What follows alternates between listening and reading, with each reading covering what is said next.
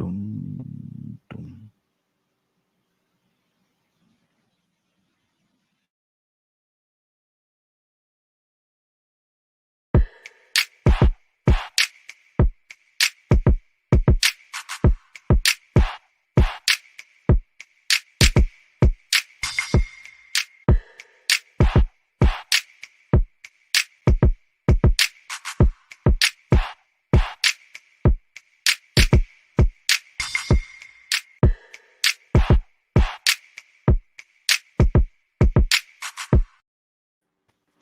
Well, good morning, good morning, good morning, good morning, and good morning, everybody. Good morning, everybody. Welcome to another episode of The Morning Glow. Welcome to another episode of The Morning Glow. Got a great broadcast lineup for you this morning, as I hope we always do. Got a great broadcast lineup for you this morning. And my thing is, I want to say good morning. I got two of my brothers. We got the brothers from the same. I can't even say it this morning. I'm so high. I'm high and happy, elephant and lady, and porcupine proud because Leonard, you know what this is? What is it, Raheem? This is Way Out Wednesday. This is Way Out Wednesday. And this is the day where, all y'all become the boss. And all you got to do is give us a call 508-924-3521. 508-924-3521. If you got something going on, if you got some relationship issues going on, and you need somebody to help you out, we're going to do it. Give us a call 508-924-3521. Give us a call, and we're going to talk about if something going on in and around your community and you want to shed some light on it and let people know what's going on. Give us a call. This is Way Out Wednesday. If you just want to be silly, we know how to do that too. We know how to do that too. So give us a call. Captain Leonard, good morning. How you doing this morning? Doing fine. Good morning, Raheem and the Morning Glow family. Good deal. Morning. Badger, good morning. How you doing this morning? Another beautiful and blessed day to hang out with y'all and family. Good deal. Good deal. Now, this is Way Out Wednesday. So there's a lot of things that we talk about on Wednesdays, man, that we don't talk about during the regular week because we have topics and stuff like that. But so Leonard, let me come to you first. Leonard, what is on your heart, man? What is something that's been irking at you for the last ink amount of time, whatever, however long that is, that you just want to talk about? Leonard, what's on your heart? Well, I think the majority of it surrounds around people's inability to, well, I wouldn't say inability, but people's refusal to do that which is right. Mm-hmm. And that I'm speaking that a higher level when it relates to what's going on in the community as it relates to crime and violence. Mm-hmm. And the need to somehow come up with a solution to protect the individuals who participate civilly in society. Mm-hmm. I don't have much tolerance for violent individuals who break the law. Mm-hmm. I am not into this, oh, we need to talk to them. Oh, they didn't have no choice. No, no, not at all. Mm-hmm. I don't care about your heartache you're causing. I don't care about your family structures, your sexual preferences, any of that. Mm-hmm. I'm more concerned with why we're not doing more to stop people who are victimizing innocent individuals. Mm-hmm. And it's amazing that you say that because I go back and I saw this morning and like I tell y'all a lot of times, man, when I'm getting ready in the morning, I'll pop on the news. I got a specific news channel I like to look at in the morning, and I was looking at it this morning, and they say the individual that shot and killed mistakenly, whatever however you want to say it. People say he didn't mean to shoot that person. He didn't mean to kill that 6-month-old baby. Um, He didn't. That's the Brother, truth. It yeah. doesn't. That's what I'm having a problem with. Mm-hmm. It's not an opinion. It's not an opinion-based issue with me. Whether he did or not, the baby's still dead though. That's my But point. You know, the law you says mm-hmm, intent is mm-hmm, different. mm-hmm, He did not set out to kill a 6-month-year-old child. mm-hmm, mm-hmm. Let's get that out of the picture because that begs somebody to be empathetic towards that narrative. So let's stay where you are right now with this, and I want to pull Badger into this conversation as well. But let's stay where you are right now. What should happen to him? Because the baby's still dead. Rather, and truth of the matter, I can agree with you 100%. I know it wasn't intentional. He didn't go out there and say, I'm gonna go out there and I'm gonna shoot this baby. I'm gonna point this gun at this child, this 6-month-old baby, and I'm gonna kill this child. I know that. I understand that part. That part does make sense to me, but still, it does not change or negate the fact that because of the actions that you did, the baby's dead. And that is not the point. Mm-hmm. Nothing negates that. Mm-hmm. He needs to be charged appropriately and swiftly.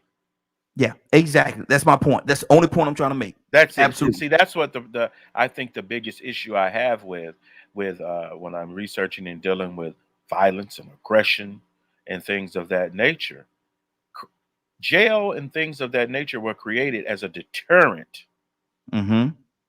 to these types of behavior.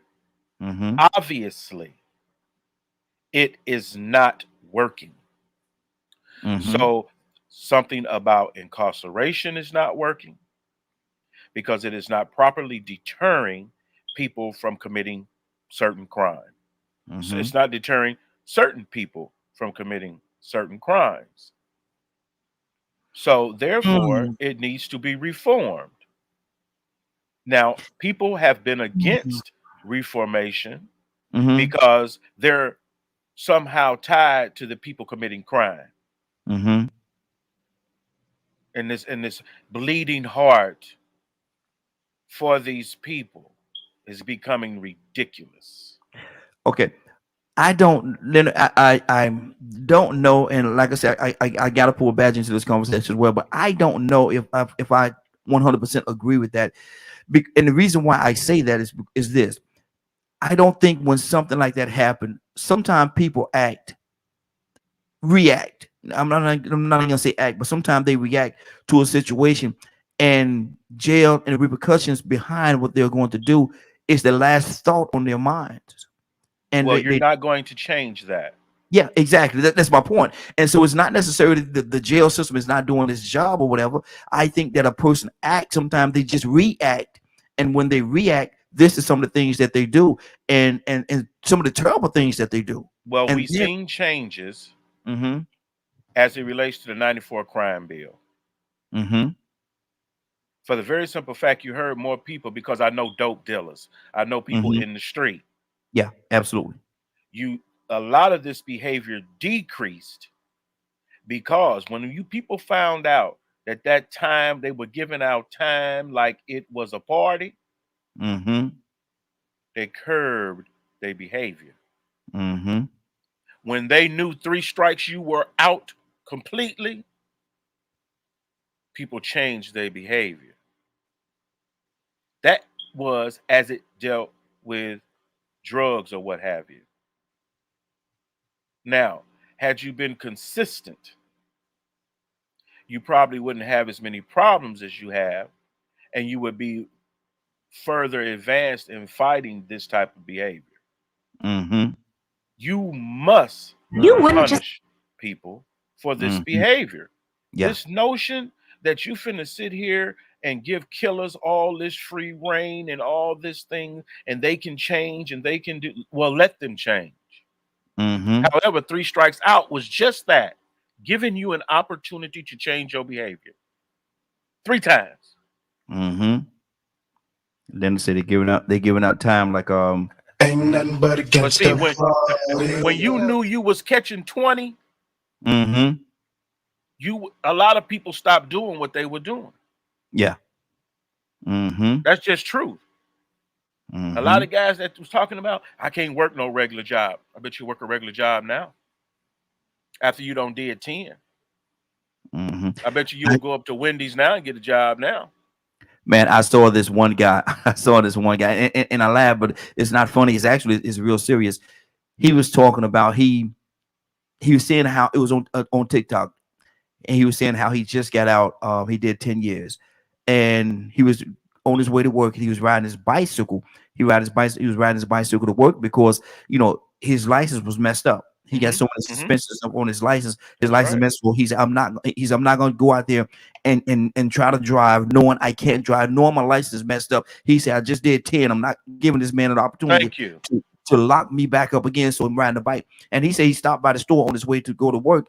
And one of his friends and obviously he hadn't seen it in a long time. He said one of his friends just happened to be there, and they was happy to see each other, dapped each other, gave each other a hug and talk. And then they walked coming out the store. He went to his bike and see this guy was like, "Man, you riding a bike? You riding a bike?" And snickering and stuff. And he said, "Listen," he said, "that was my friend up until that point." Exactly.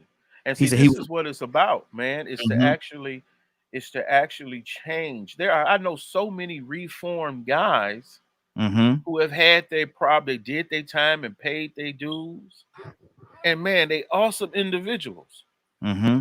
They've even gone back into those communities and started programs Yep. trying to speak and help people. Shout out to my man Peace Justice, who's always about it, even Mm-hmm, dealing with his battle with the system, getting degrees in criminal justice, and still going back in and out of the prison to just give those people a voice.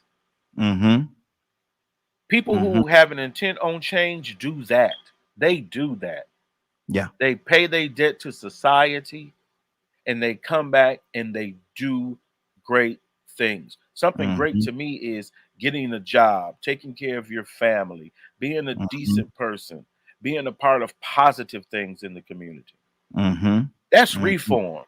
Yeah. That's reform. Mm-hmm, People can hate that 94 crime bill all you want, but I'm no longer I'm not going to sit on the side of not taking responsibility for what you've done and hide behind racism. mm-hmm, mm-hmm. Exactly. Badger, what's on your heart this morning? So you've been quiet for a minute. What's on your heart? Talk to me. Yeah, I've been quiet for a minute. I Mm-hmm, like what Leonard's saying. mm-hmm, You know, it's from my perspective and what I see more than problem is a lot of people just putting the blame on someone else for why they're doing what they're doing. Yes, mm-hmm, I agree, Badge. Um, like there's a thing that happened yesterday on the show that I just can't get off my mind because it floored me, to be quite honest. But to mm-hmm, me, it plays a factor in the topic that we're talking about now. When we were talking about guns yesterday, mm-hmm, and someone said, white man invented the gun, mm-hmm. and I was like, what? Why are you? Why even make a statement like that, especially one that's not true? Mm-hmm. That statement, Badger, added to what I'm thinking about Yeah, because I was very perturbed with that statement. so was I. Because and See, it's not because I'm white. mm-hmm, My color has nothing to do I with it. definitely ain't white. So. mm-hmm. Well, the camera shows that. See, but see, my thing with that, and my thing with that, and I like, again, I like to deal with both sides of the coin when I'm dealing with an issue. It to me, and this is just me. I think may think a little outside the box sometime, but it doesn't matter who invented it. But I know where y'all issues are. I can understand that part. But to me, it doesn't matter who invented it or where it came from. It's just what has been done with it since it has been invented. And it has destroyed so much, man. Is it could Yeah. it could have been a purple person that invented it, but look at what it has done since the Okay. time of this invention. No. All right. That to me has nothing to do with what I'm saying. Hmm. But to me, it does. But go ahead. Everybody Because got their own opinion. gun violence is gun violence. Just straight out. Hmm. It don't matter who made it, who's carrying it, or whatever. A person Hmm. that decides to pull out that gun and pull that trigger Hmm. is that human being. Hmm. Ever since guns have been created, genocide has been happening all over the world. My point, and now I, you I making my point. That's my point. That's exactly my okay. point. Now I'm going to put that to the side. Hmm. You can't. Uh, uh, let me Hmm. Go finish. ahead. My whole thing is the fact of the words that were Hmm. used. Hmm. White man made the first guns. Okay. Now, you hear what I'm saying? Mm-hmm. So I historically, got something to say to that, but I'm gonna let you finish what you're saying first. I got something to say to that, but go ahead. so historically, Mm-hmm. it was first made. It was made in China, Mm-hmm. and then as time went on, the Spanish and you know Catholics and all that stuff started going across because they heard about China and their trade goods and their herbology and all this stuff because they have cures for all kinds of stuff and so on and so on. They worked on making the Silk Road. In the process of the Silk Road, the guns ended up coming over. Now,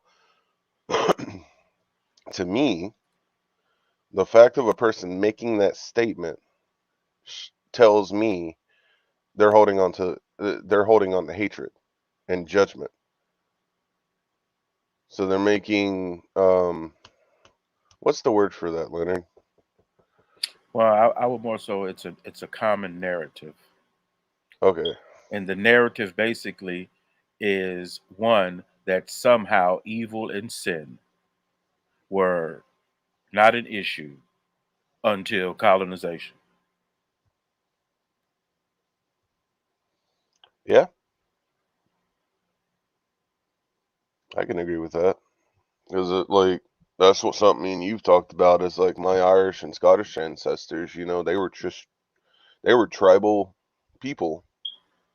They lived in their small villages and things and they had their warriors, their chiefs and you know, sounds a lot like how Native Americans lived to be honest and most people all over the world, the Aboriginals, you know, in different countries or parts of the world. And then all of a sudden, you know, these other groups of people showed up and went, no, you can't live like that. So we're just going to kill you off until y'all conform to our way. And that happened piece by piece all over the world. Yes. And then it ended up coming to America, which ended up leading to slavery and other stuff. And it's disturbing how long, like ever since the concept of colonization, you know, to the degree that it was done, went from the Middle East and from what North Africa and the Middle East up to England, and then from England it kind of spread everywhere. But I think it was being done in China too around Yes. that same time. So China was doing it, Middle East was doing it, and then it just spread like wildfire. See, and the thing, and I appreciate y'all keeping it going, man, because I got kicked out there for a second, but see, and we got a couple of people on the phone. I don't want to address them as well. And Charles just came in with us too. See, my thing with it, I think we're concentrating too much on one part of it and not the whole. Um, had that comment been had that comment said man created the gun, we won't be having this conversation. It's because Exactly. Exactly. yeah. But see, my thing is, we concentrated so much on we concentrated and focusing in on one part of what was said and not the whole comment. Um, y'all said, and I was listening to what y'all was talking about, but y'all said that the issue is when it said white man created the gun. And I said, if the gun had not been created at all, then we wouldn't be in this situation. How could and we wouldn't even be having this conversation or this discussion? And so we have to deal with the whole comment, not just to pull out one piece and say, okay, that's so wrong and blah blah blah. We can't do that. Let's deal with the whole comment. I understand what y'all are talking about. I understand what y'all are saying, and I hope it wasn't taken personal by either one of you. But my thing is, let's deal with the whole comment. When the guns were created, it has caused havoc and I was going to say another word, but hardship. I say hardship throughout history from the time of its However, that Okay. is your opinion. Right. exactly. Where Because I'm coming one, from. I can hear both of y'all. guns serve a very appropriate purpose. In some, again, that's opinion. In some people's eyesight, yes, is that that goes Guns, back to opinion. guns. It is the reason why you would have one, or anyone on this line would have one. Mm-hmm. That's an appropriate purpose for a gun. Mm-hmm. Mm-hmm. There's nothing evil about it. There's nothing that I can see wrong with it, or what have you. Now, When you what's see, wrong with it? What's wrong with I'm it? not gonna say there's nothing wrong with it, but when you say there's nothing evil about it, What's evil about it? some of the acts that it has done, man, just like this little 6-month-old baby just lost his life because of a gun. So you'd There's rather there's strip nothing peaceful about everyone that. of I never said that. protection No, no, no, because no, of what no. happened the other day. Now you're taking what I just said and you're taking it in a totally different direction But away you from just what I said was it. saying. No, what I said was you said about evil about it, and I said there's some evil acts that has been perpetrated because of a gun. Because of people get a gun in their hand and they do some very evil act, like killing a 6-month-old baby. What makes that act Doesn't, evil? but that has nothing to do with What me makes saying, that act listen evil? to me, Leonard. That has nothing to do with me saying, let's take the guns out of everybody's hand. I didn't say that. I What said the makes that evil act. act evil? There's a 6-month-old baby dead because of a gunshot wound that was inflicted by him by somebody that was shooting at That's somebody else. collateral to the act. What makes the Wow. act evil? The act of evil is the baby's Maybe dead. the person was You're not saying protecting themselves Leonard, and the Leonard, bullet hit the no, child. no, no. In a perfect world, yes, but we know what that situation. I looked at the news this morning. What was the These guys, situation? listen to me. These guys was having a shootout. These guys were shooting at each other. Exactly. They were shooting at each other. The baby got shot in the act of that Right. evil, in the act of that evilness that they was doing, perpetrating But you against each called other. it evil. Yes, I called it. Again, that's opinion. My opinion is Right. very evil. You may look at it as being whatever it is, but my thing is it's an evil act. That evil act caused this little baby, this little 6-month-old baby, his life. This 6-month-old baby is dead right now because of some people had evil intentions toward each other, and the baby got killed. So what if it was That's with a evil. knife? Say it again. What if it was with a knife? See, Or now a we hammer? now we Or a hammer? No, I'm just now, asking a now we're question. throwing hypotheticals in there. We're No, not no, we no. talking about You what just no. Let's deal with what happened, because now when you say that, you're throwing a hypothetical in there. What if he But I'm fell in the asking a water? question. What if he fell in the pool? We could do all these what ifs, but we're Okay, not dealing with but what that no, makes no, listen to me. Listen. What is No, the topic? hold on. We are Wednesday, baby. We all over the place today. But my thing is this right. I don't want to deal with hypotheticals. I'm dealing with what happened. It was a okay. gun So that did it. It was a gun. We're not gonna do all the other stuff in there Okay. because it takes away from the conversation. It takes the conversation in a totally different direction. Can I interrupt? all right. Yes. So what Leonard said. Hold on. is that Everybody the hold I on. don't know Everybody what hold we're on. talking about. Everybody hold on. Hold on. All right, hold on. Let me say I Hold something. on. Hold on. I don't. Go I ahead. don't know what's going on. Everybody's arguing, and I really don't understand what anybody's saying right now because y'all are all talking over each other. Okay. But what is the topic? What are we talking about? We're talking I- about this. There was a 6-month-old baby that was shot a couple of days ago. Two guys were shooting at each other, and the 6-month baby got shot and got killed because of the act that they was doing. And I say that it was a very evil act that took that baby's life. Okay, can I say something? Go ahead. Now, what Okay. Leonard was saying, and I understand what he's saying that if one guy, let's say the guy who was protecting himself, he was protecting himself is not an evil act. Neither one of them was y'all keep saying that. Neither one of them was. There was two people that was angry with each other. They were not trying to protect each other. All right, They were so- trying to kill each other. It ain't had nothing to do All with right, let me ask you protection. this. You're not letting me finish, brother. But you You're not want to letting me do that? finish, man. Let's stay where we are then. Let's stay where we are. Go ahead. We are, and what I'm saying is that if one of the brothers, do you know if somebody was protecting themselves or not? Do you know? Do you know that? Yes or no? Listen, yes, I do. And yes, I do. And the thing that happened, it came out. I was watching on the news this morning, and listen to me. Now, hold on. You want me to give you the facts? Let me give you the facts. Okay, I was listening to the news this morning, and on the news report, they were saying what happened. And these two guys had an altercation. They had an altercation at a certain location. They was arguing inside the place. They was always going to fight inside the place. Both of them went to the car. They got their guns and they started shooting at each other.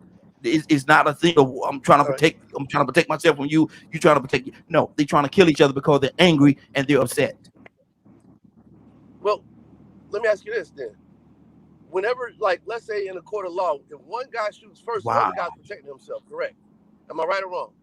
Man, we're going all over the place. Yeah, go ahead, Charles. No, Go ahead. We're not going all over the place. I'm trying to get you to see something, and you're not trying to see it. No, you trying to change. You trying to change my mind from the way that I'm thinking, and No, I'm not. I'm not trying to change your mind because you're gonna think the way you think. But I'm trying to let you understand that there are other things out there. You don't have to believe what I'm saying. You don't have to believe what Leonard's saying. The part, what he's saying is that the gun.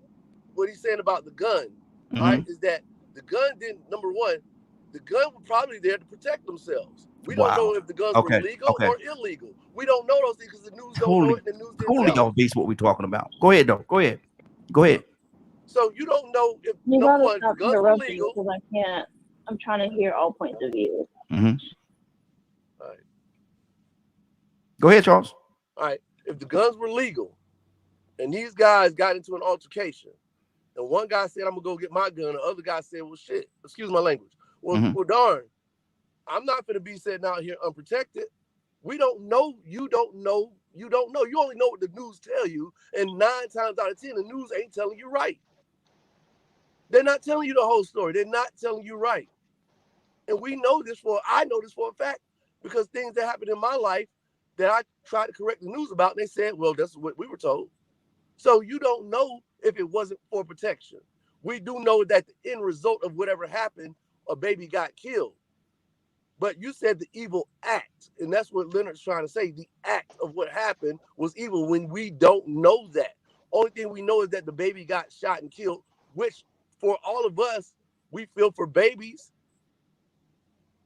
Because if Frank down the street got killed, we're not even having this conversation. Okay. But we feel for babies, so I understand what you're saying. But we don't know if the act was evil. That's all he's saying. My thing is this right here. Hold on. Go ahead, Mary. I think we're all saying the same thing. It's just we're all saying it in different ways. So everybody feels attacked, and that's not what's happening. So, or maybe not. I don't know. That's how I feel. Because I agree. I feel like I don't particularly like guns, but I am going to get one to protect myself because everybody else got one, and nobody has any type of code anymore. You can go outside, and anything can happen. So I'm gonna protect me, and I'm gonna protect my own. Now, I don't know what was said in the argument, and I agree. I don't think the news is ever accurate. I don't believe they're going to tell you anything to have you actually know the full truth. Because genuinely, nobody knows the full truth except for people involved in God, and really people involved don't have a skewed idea of what they feel like happened because emotions were involved as well. Just like if me and you get into an argument, my account of what happened may be different from your account of what you said, because I may put more attitude on what you said. I may switch your words up because I was angry and I heard what I wanted to hear. So I feel like nobody truly knows the truth except for God, so nobody's going to give an accurate story. And then on top of that, you can't say in one show that you don't trust the government, and then in another show trust what the news said, because it's just government. That's all it is. They're gonna tell you what they want to tell you. They're gonna dress it up and they're gonna dress it down to make you feel safe or make you feel unsafe. That is the only thing that's gonna happen. Just like now, I know if they serve lobster and crab and everything, I'm worried on what news will come because I know what that sign is. Everything has a reason. Now, I don't think the act itself, I won't say the act was evil, because if somebody comes on my property, I'm going to shoot them too. That's me shooting them wasn't evil. Me shooting them was me protecting my house. That's different. Now, no, you gotta hear me out. Now, do I think that the child should have been shot? No. But realistically, let's say it was a white cop that got shot in the crossfire. We would not bat an eye as a Black community because of the stigma of white cops. The fact that it was a child makes it all that much different for us. It's not different. Somebody died. That's what happened. Somebody was shooting. Every time you don't shoot to hurt, you shoot to kill. So the objective is what you wanted to happen, happened. You shot, somebody died. Was it the person that you wanted? No, and that's unfortunate. However, if you think about this in the most realistic way, not with any emotion, you shoot in order to kill, so you can get whatever you want out. And that it's unfortunate. If something else happens that is not meant to happen, that is so unfortunate, and I feel for that family. However, that child paid the price because they wanted to have a shootout. That's what it was. But had it been somebody that we don't favor, let's switch the scenario, and I'm not saying that you're wrong for how you feel, because you feel how you feel and you feel for people. I don't feel for people like you do. That's the reality of the situation. So I think about it in a realistic way. I think with my emotions, but I'm very black and white. So the black and white is when I shoot, I'm trying to hit something. I'm not shooting to shoot no blanks. I'm not shooting just to make you understand that I'm serious. I'm shooting to hit something. If I get a gun and I cock it back and I let a bullet go, I want it to hit. That's the reality of the situation. So that child got hit. You feel passionate because it was a child. But had it been, let's say it was a different situation. Flip it. Okay. You said something about my child. Not only did you say something about my child, but you reached down in your car like you was about to do something about it. So I grabbed mine too. My child got hit in the crossfire. Do you still feel the same way that it was an evil act? Probably not, because you grabbed your gun to protect your child. It just so happened that your child got hit, God forbid. But it's just so happened that your child got hit. It could have been the same exact scenario. Man, I gotta pull some more people. Hold on, Boob. I gotta pull some more people into the conversation. But my thing is this right here. One of the reasons why I say it was a very evil act, because the way the whole thing played itself out. And we could go back and forth about, well, the news said this and the news said that. What I'm looking at, and the reason why I say it's a very evil act, is because of the fact that what they were doing, it wasn't like, somebody breaking in your house. No, these two people had an argument. They had an argument, had a disagreement, and because of the fact they had a disagreement, guns came into play. And because of the fact guns came into play, now they're shooting at each other. To your point, Mary, they're not shooting at each other to warn each other or shooting shots in the air. They shooting at each other to kill each other. That is, I've never seen anybody, oh, we're gonna go out here, we're gonna it's gonna be so peaceful, we're just gonna shoot at each other, we're gonna shoot each other and kill each other because it's just a peace, it's so peaceful that we're gonna do that. No, they do that because it's evil, because of the fact that they want to kill the other person that they're shooting at. It's not a peaceful thing. It's because they want to kill somebody. They took out the gun because they want to kill somebody. They pulled the trigger because they want to kill somebody. That's not a peaceful situation at all. Tucson, good morning. How you doing this morning? I'm all right. What's on your heart? Every once in a while, I'm kind of like the fella that will get in the middle, throw a knife, and see who get cut. Yes, sir. Yes, sir. But what do you think? What's on your heart about this? Everybody got their own opinions, man. And like I said, you don't have to agree with me. I don't have to agree with them. But at the same time, we all got our opinion, and so we have to respect the fact that we do have our own opinion and how we feel about it. So, how do you feel? Yeah, I think it's a communication problem, but that's what we got. That's where just me, just me. We'll get we have differences of opinions that fester, and we have this thing in us that causes us to be different, and we don't like that. Where there's I think James 3 or 4. One is talking about where does all this war come from? And then I thought about when Cain killed Abel. He didn't have no gun.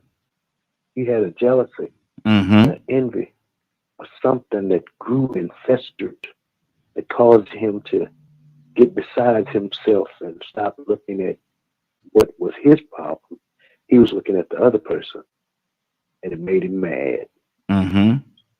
So when we get angry, that causes us to react. Yes. There are some people in life, they say, I don't need a gun. So they bring a knife to the gunfight.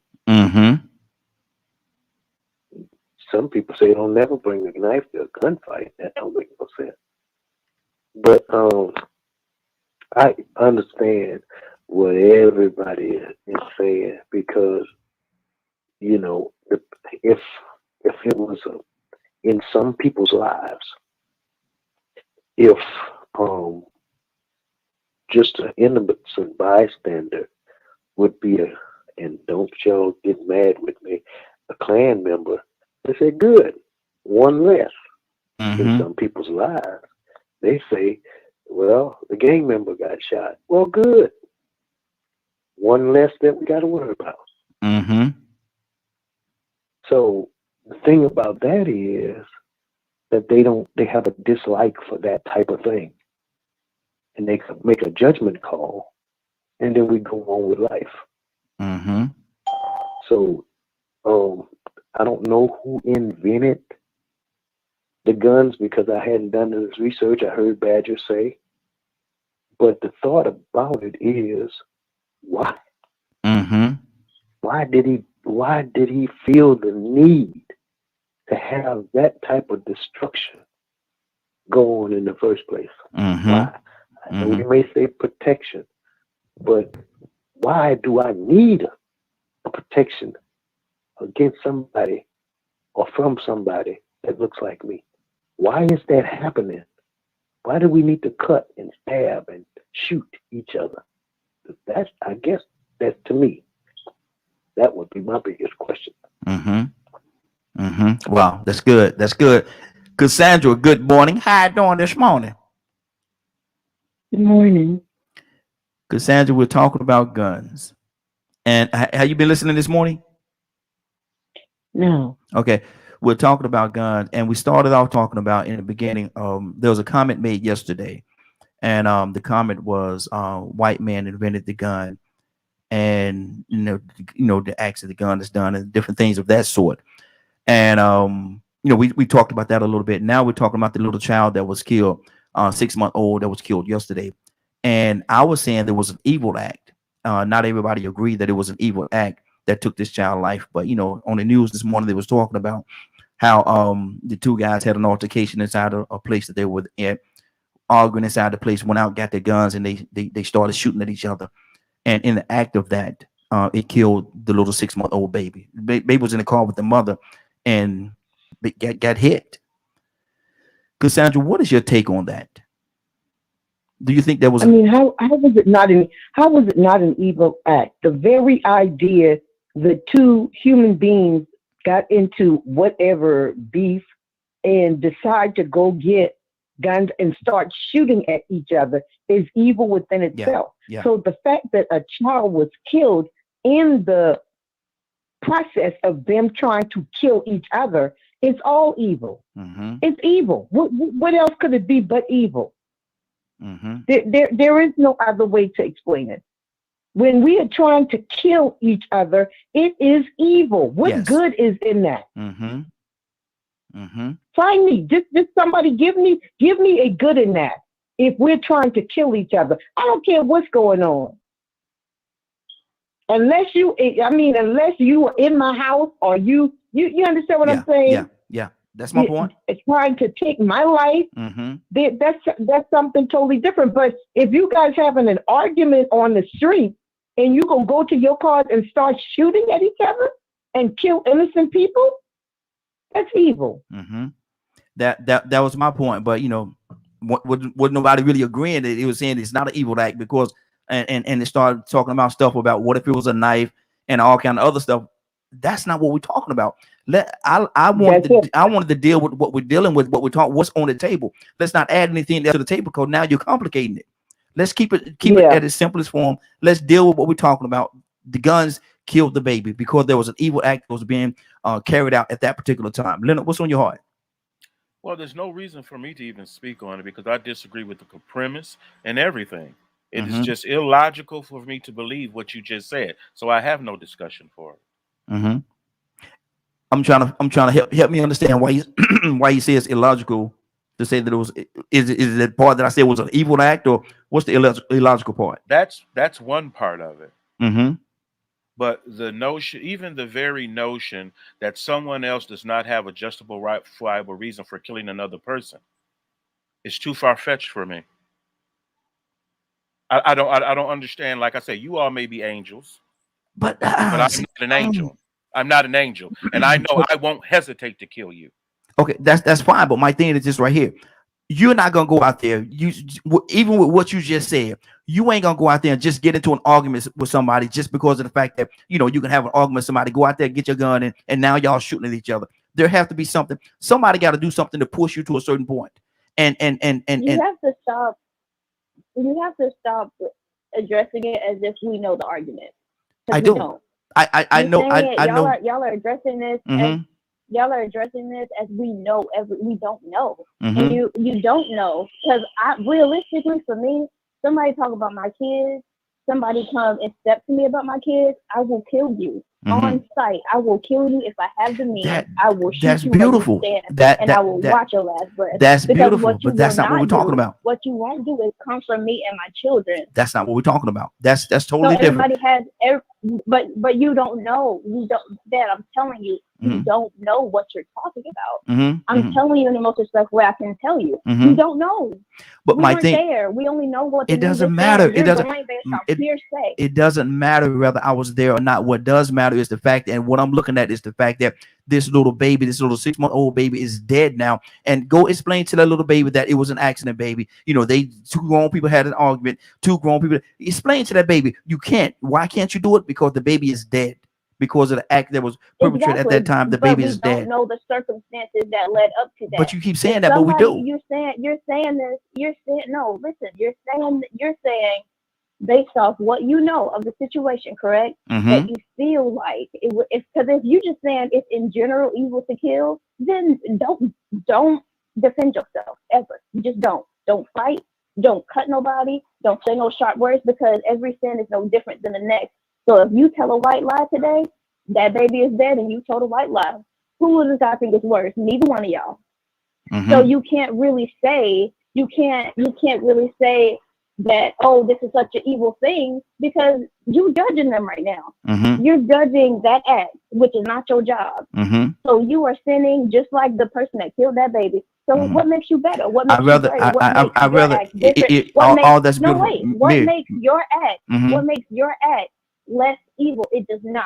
It doesn't matter. That's not what I'm concerned about right now. Everybody else. That's not what I'm concerned about right now. That's not what I'm concerned about. What I'm concerned about is the fact that this baby is dead. That's what I'm concerned about. If I got to be judged for what I do, if I got to be judged for judging somebody for killing somebody, then so be it. Let me be judged by that. But that still doesn't change the fact or negate the fact that this baby is dead.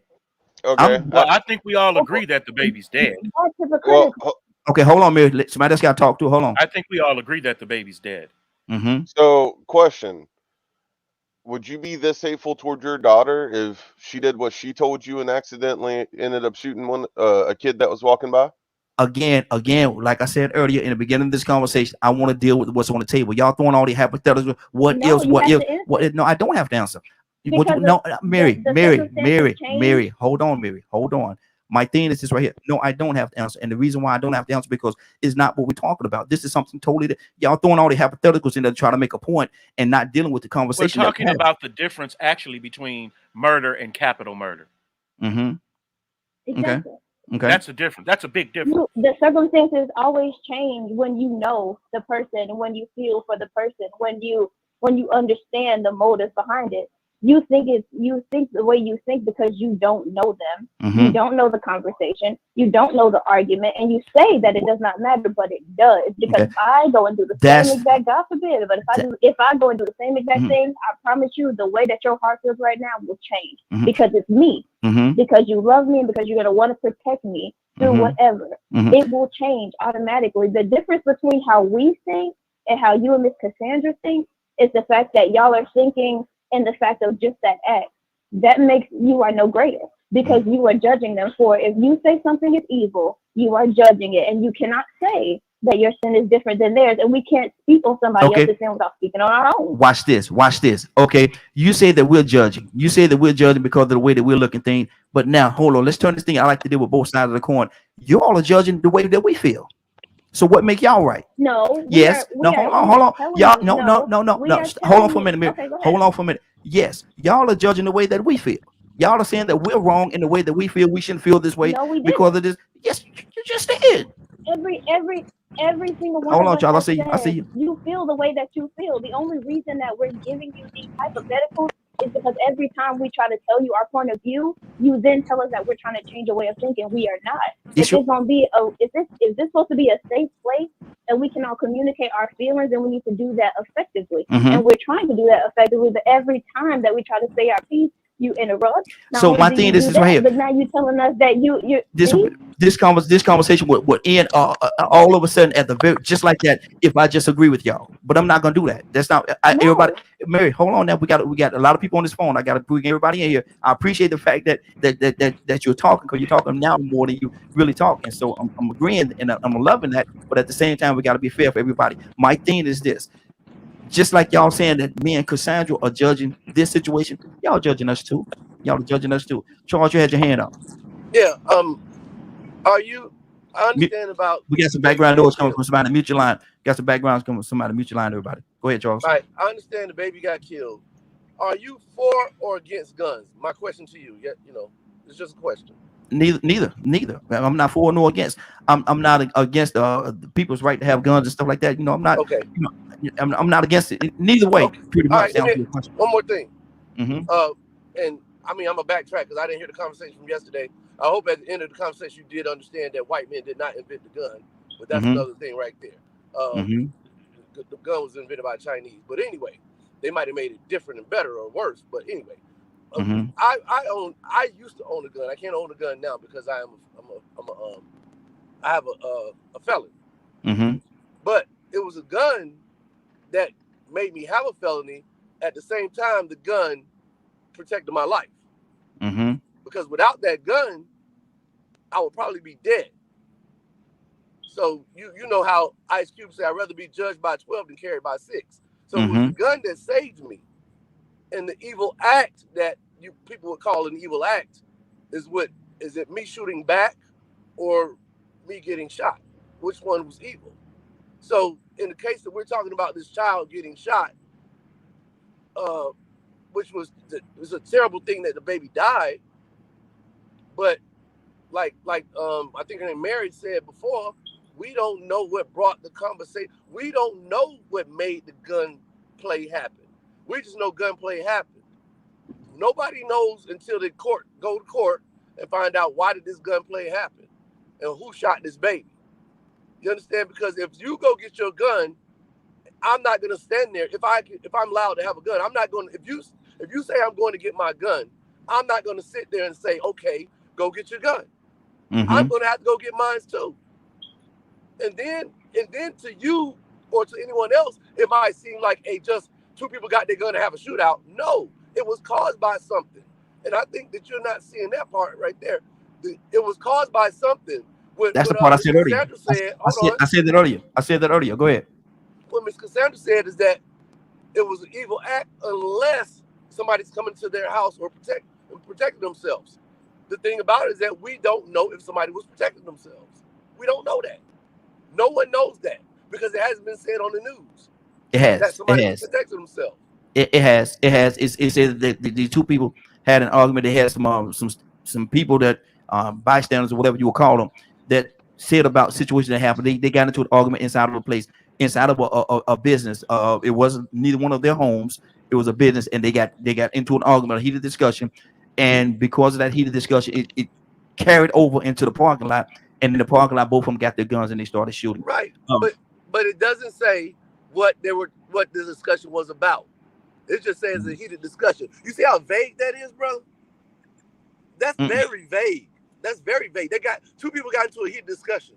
That's very vague. We don't know what this mhm. discussion was about. We don't know what threats were made. We don't know that. Wow, You can't tell wow, me you know that because only way they're gonna know that is when they go to trial. That's when wow. the specifics of the discussion will come out, and it will tell you who was evil and who was protecting themselves. Mm, Because we wow. don't know the specifics. I hear you. I hear you. I heard you. Tucson, what's on your heart, brother? Tucson, you there? Um, yeah, I'm, um, I'm putting out fires. Let me use this word. This is a perfect example of what we are. I just had to, uh, um, I gave some assignments today. Mm-hmm. We're short-handed. And one employee says, if you don't separate us, it's going to be a fight. Mm-hmm. Wait a minute. You don't own this company. I don't own it. These folks that we work for are making millions, billions of dollars and giving you a portion. If you mean to tell me that y'all willing to get into a squabble about somebody else's stuff, why? Mm-hmm. How did that happen? That's my point. We feel the need to protect or defend ourselves. Some reason in life, and it causes us to have issues with each other. And if a gun's not big enough, then what do we need? You gotta excuse me because I ain't got out of breath. I see. I'm usually. Hold on, give me a minute. Woo. Let me get myself back together here. Because I'm trying to figure. I'm trying to. You understand what I'm saying? Mm-hmm. How can a simple assignment or a day start off with the person says, "Okay, I'm trying to take care of my family, so the best thing I can do is go to work." Mm-hmm. Mm-hmm. And just by you trying to do a simple thing, now you ready to fight. What? I'm so glad Cassandra is here so that I can feel comfortable and Leonard about what I'm about to say. Uh-oh. What the hell is going on? Hey! Wow. And see, oh Lord, Cassandra? Cassandra?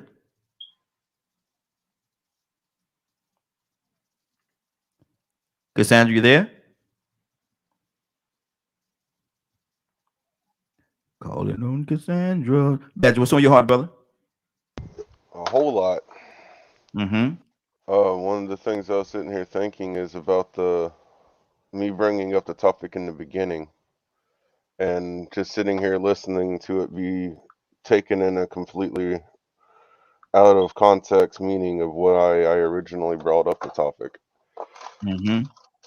You know, what I was aiming at was there was a, on purpose or not, don't know because the person, I don't know if he's going to be on the show or not for me to ask, because I'm very curious about it, is the fact that instead of saying man made it gun, it made it a racial comment.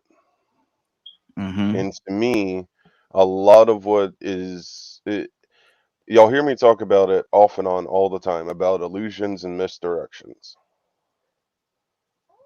And the fact of how it was presented or talked about in that manner. Mm-hmm. Now, I'm not going to disagree or agree that what they did was an evil act or not an evil act, or the fact that they were in two separate cars or whatever I know about the situation. My whole point was the fact that there was a racial comment made, or I would, yeah, a racial comment that was made Mm-hmm. accusing the white race as being the ones that made the guns. To Mm-hmm. me, that's a narrative. That is the illusions and misdirections that the people in power have been using to keep us separated for a long time. And it causes hatred, it causes fear, it causes anger, because I grew up being told I'm poor and white. You guys are going to have more privilege than I do. Y'all are going to get access to health care and colleges and everything else because I'm poor and white. If I want anything, I'm going to work. I'm going to have to work 100 times harder than anybody else. I grew up and went, oh, that's not true.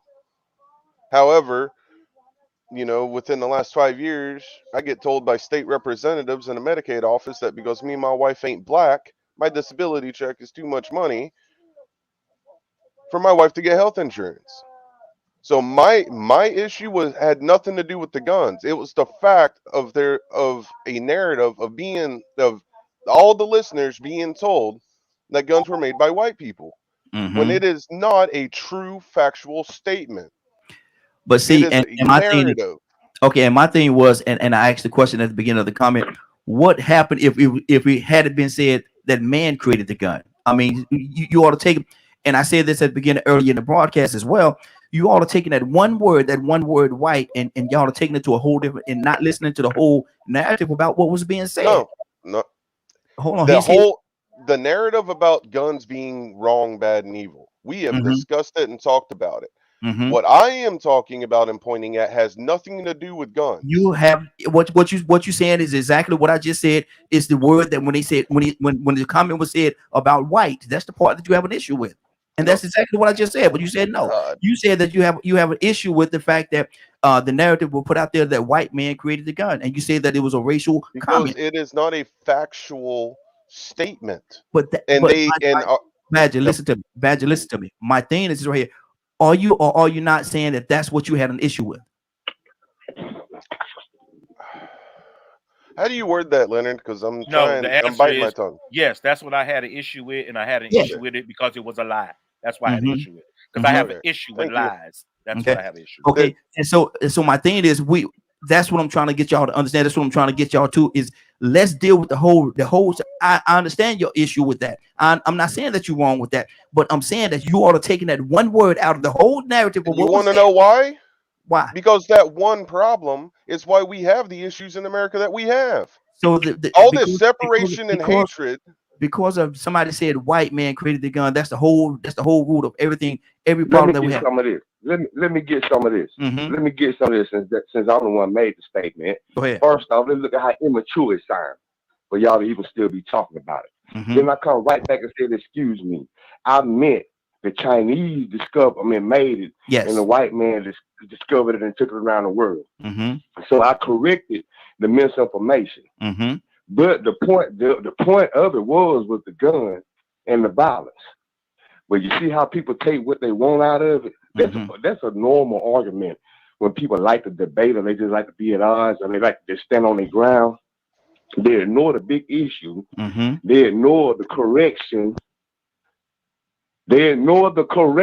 And then they still keep on bringing up that same point that was corrected. Also, we're going to ignore that I came back and said, my bad.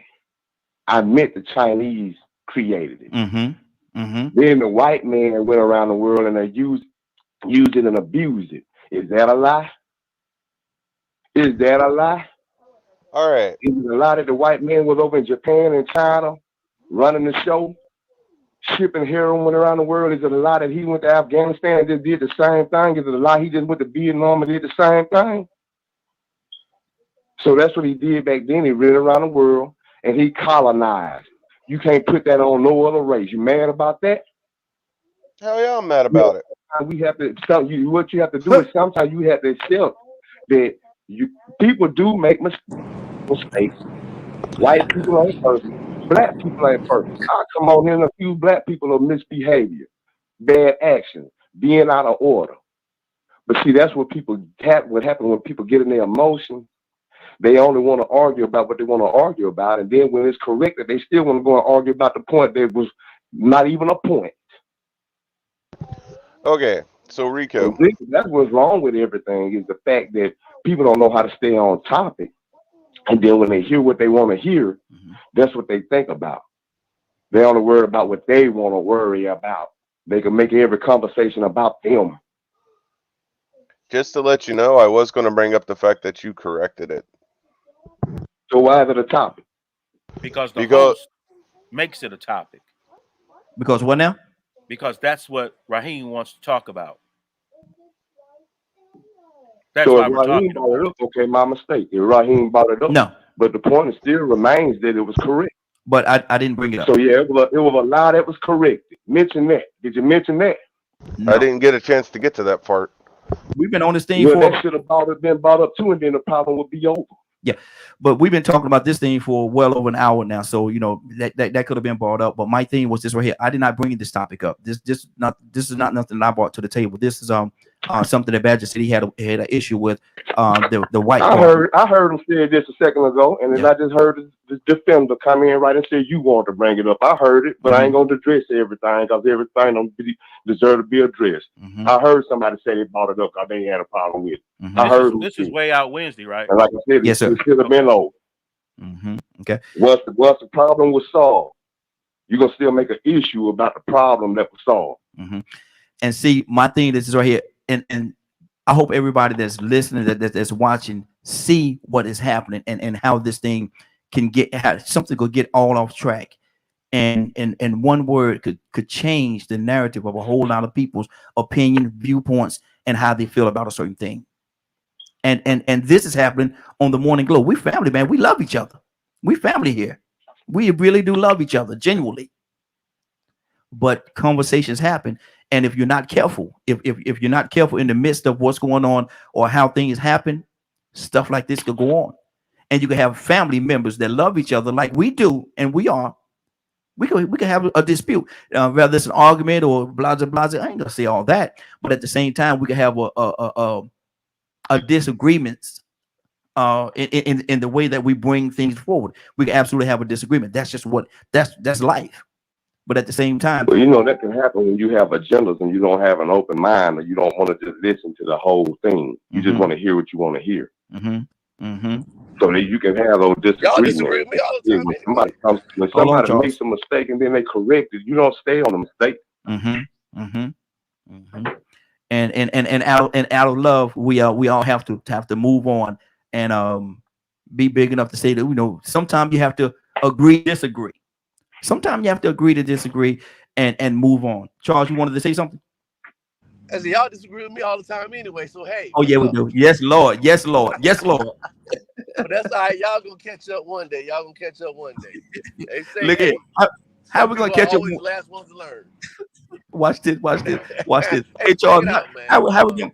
Hey, Charles, watch this. How are we gonna catch up when we're leading? Nah, that's what you think you're doing, but you're not. Most people who think they lead, not leading. Okay, that's what it is. Catch up one day. You all will catch up one day.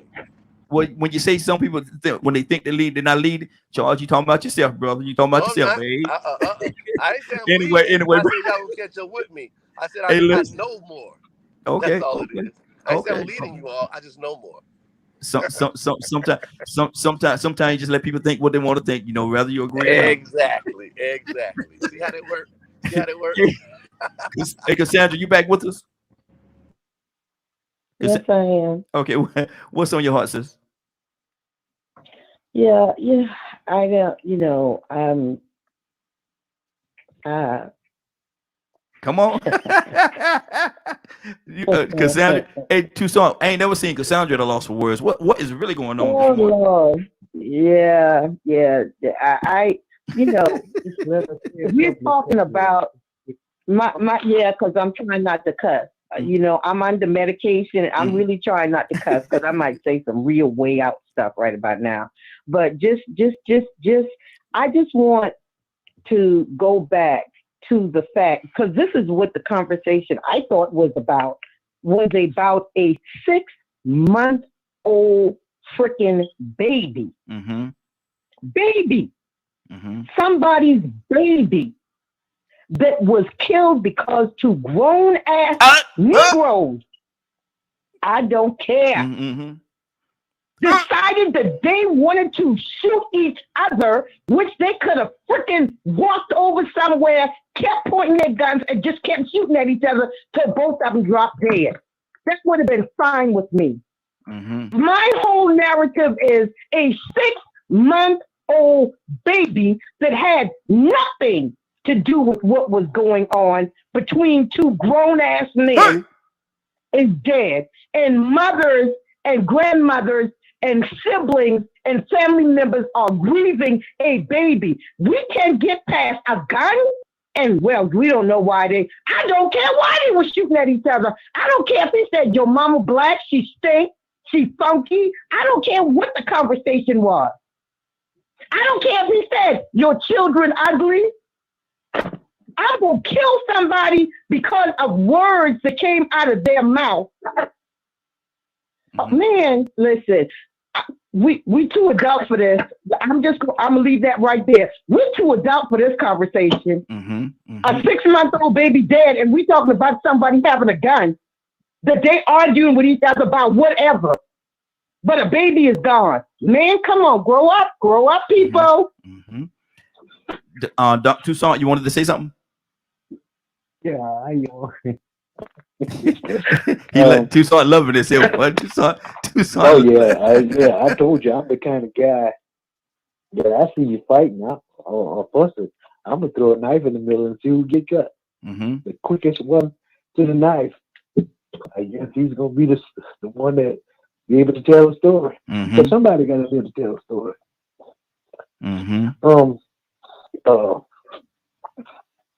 I remember because there was a form of, I guess, jealousy or something happened when it was figured by a king that some kind of way a prophecy was made that a child would grow up to be king.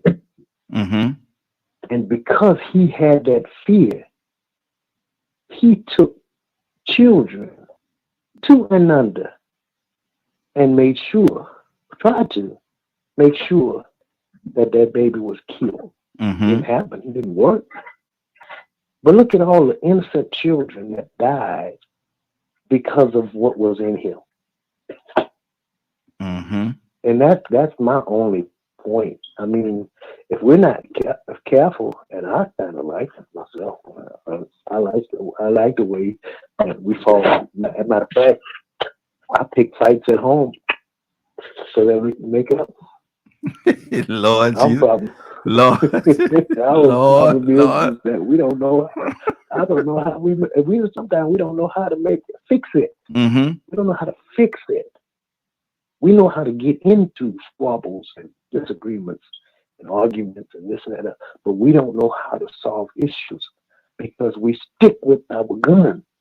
We stick with our guns. We stick with our opinions. We think about how we feel and don't consider anyone else. It's been happening since the beginning of time. And the reason why it happens, and we don't even see it, the reason why it happens is there's something in us that is a form of selfishness, a form of not looking at the man in the mirror.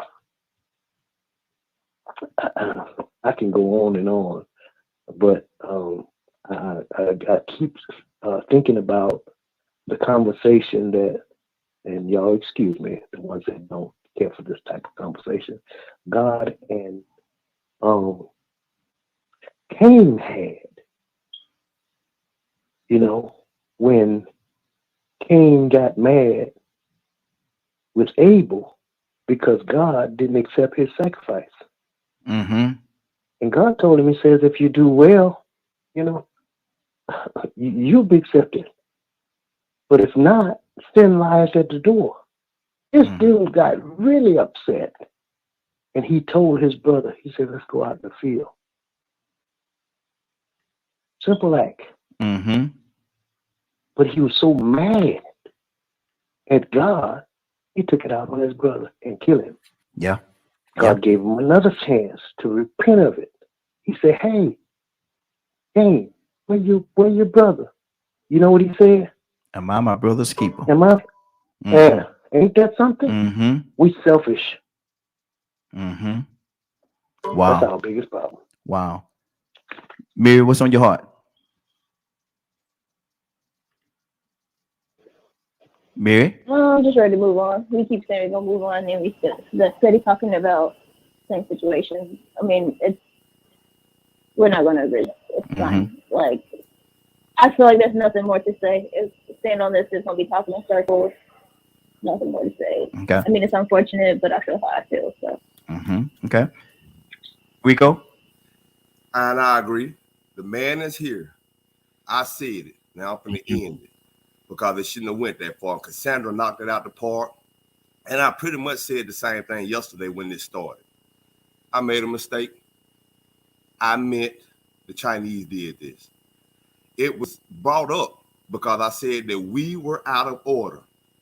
And the way that we handle things now is the most violent and aggressive way possible. And we picked that up from a certain culture that happened and spread around the world by certain people that didn't mind that barbaric mindset. That was the point. And they brought that to the table and spread it around the world. That was the point. I made I misquoted, misspoke, and said that they, one word, created. And then I corrected it. But the point was that violence and aggressive behavior that we have adapted has made us so out of order that we are quicker to do that. And then I brought up the fact also that I saw two Chinese people spitting on each other 20 times back to back. And that was their version of using their hands. But for some reason, somebody else like to use guns and bombs and whatever most destructive things you can think of.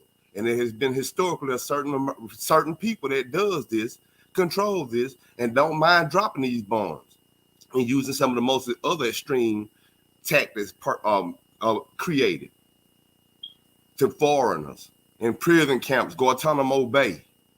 You always hear about these travesties, that mindset. So now you look at the mindset of what happened with that baby. And we live in a sick society that people glorify violence. And so they look for that first. But that really shows you how we can't even address the fact that aggression has made society go crazy because somebody decided to be mad about a word they didn't like to hear, even after I said it was a mistake. And then somebody else decided they wanted to come and take up for them. I got a question. What's your question? Are you saying that all aggressive things are caused by white people? I ain't saying that. I said it went. I said it went extreme. It went extreme. That was a culture. That was a culture. Okay, cool. After colonization, that made it more extreme, and we have adopted this culture that has made us more violent compared to those Chinese people that I saw spitting on each other. You might see some Africans hitting each other with sticks still, but you come to America and everybody pulling out guns. But the culture, are you saying it's the white culture that caused this? I said they made it more violent. Okay, so it's the white culture that made it more violent. Correct. That's my opinion. Okay, all right. Now, even before America was conquered, because whenever you call somebody a colonizer, you also got to call them a conqueror.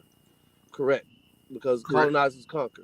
So even before America was conquered, the Native Americans were killing each other for land, correct? I said more violent. I understand, more violent. I ain't said no violence existed. I said more extreme violence. Well, how can it be measured? What's the difference between a nuclear bomb and a knife? Well, I'm just saying. What's the difference between a nuclear bomb and a knife, man? No. Okay, I understand what you're saying. Mm-hmm. But how can the damage is what makes it more violence. The baby died. The baby died. I'm not saying would make it more. I'm saying how can you measure what would be more violent if another person was taken out of society and it still wouldn't be violence?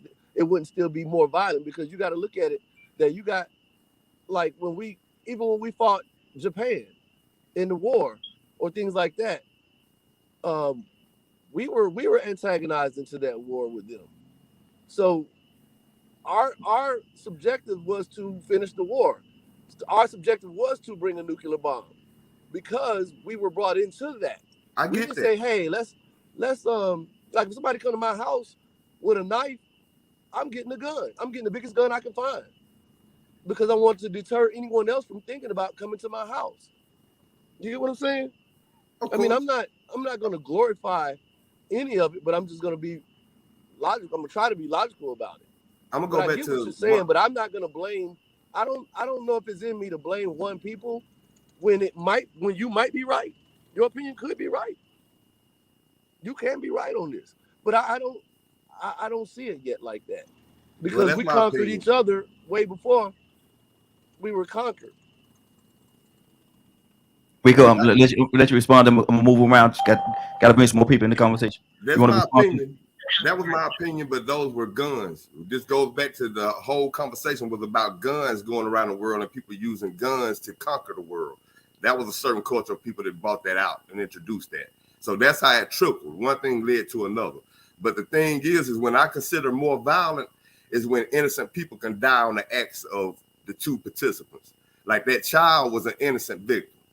So now when I talk about guns and bombs, when they dropped the bomb on Japan, there was a lot of innocent women and fathers and children that died that had nothing to do with nothing.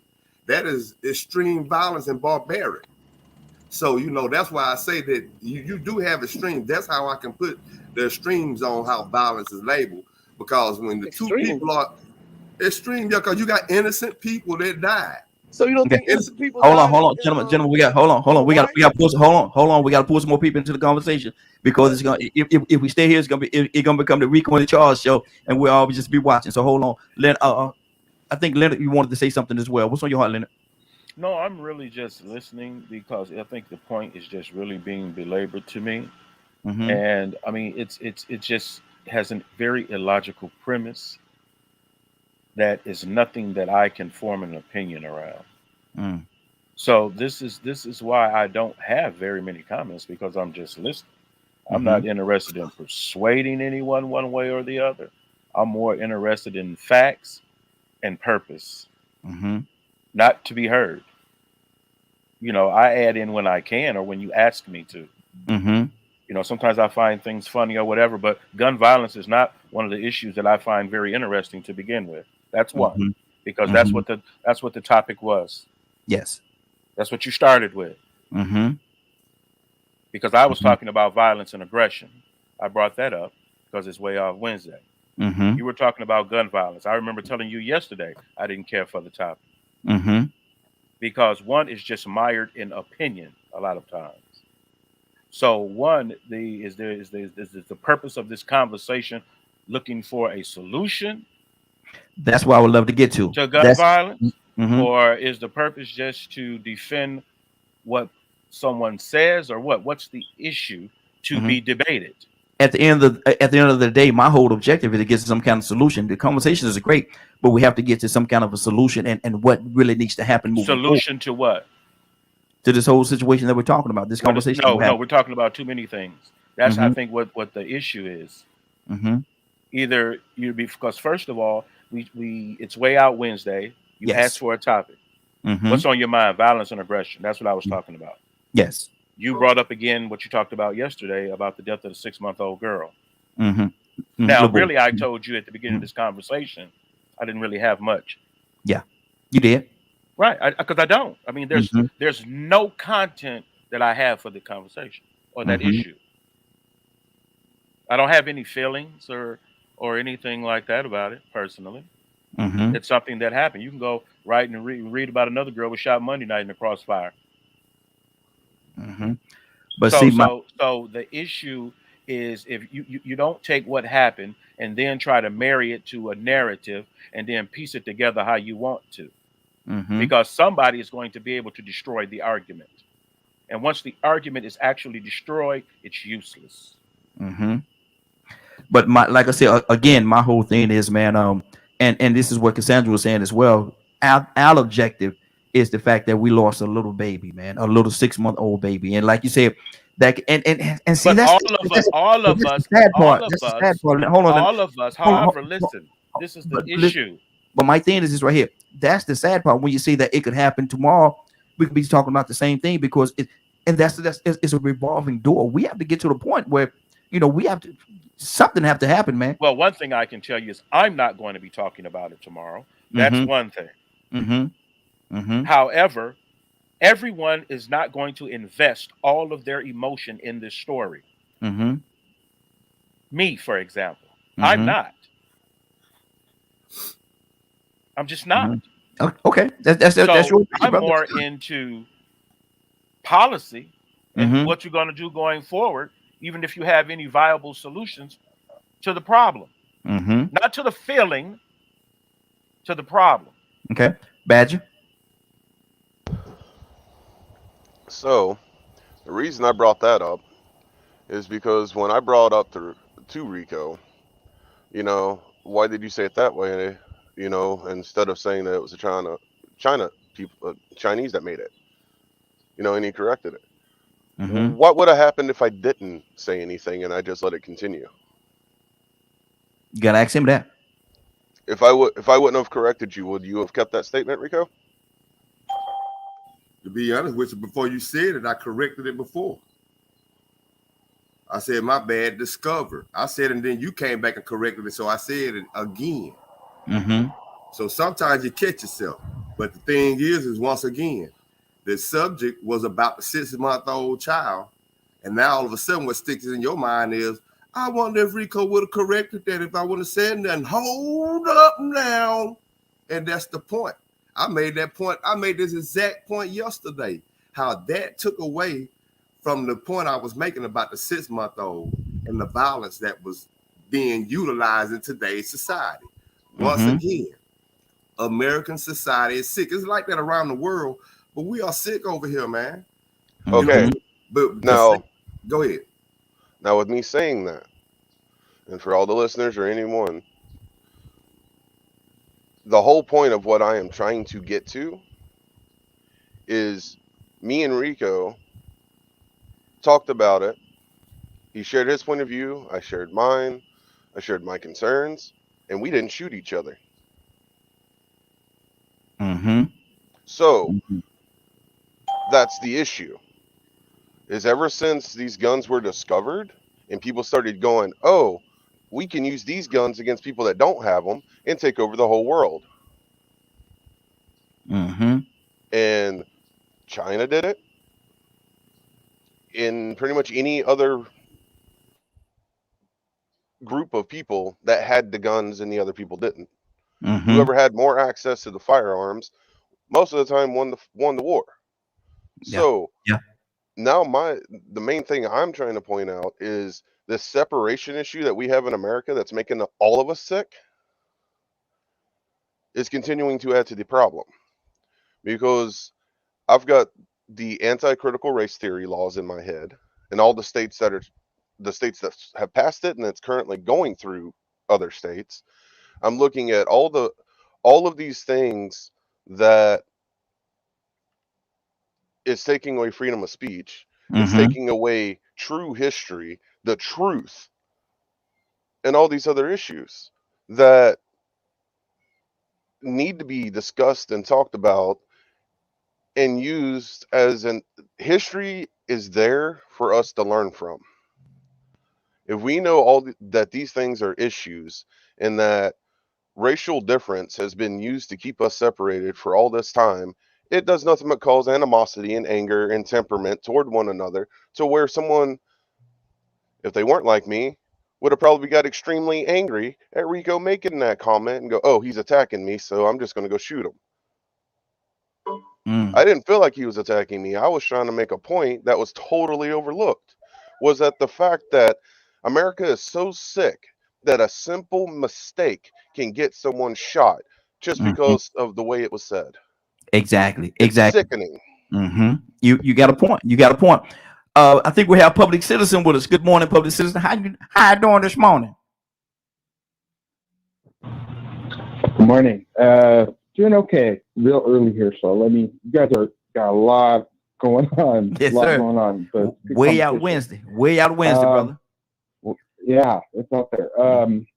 But yeah, I tend to agree with Badger that it is important that that we're not anti-black racism is horrible, but so is anti-white racism, and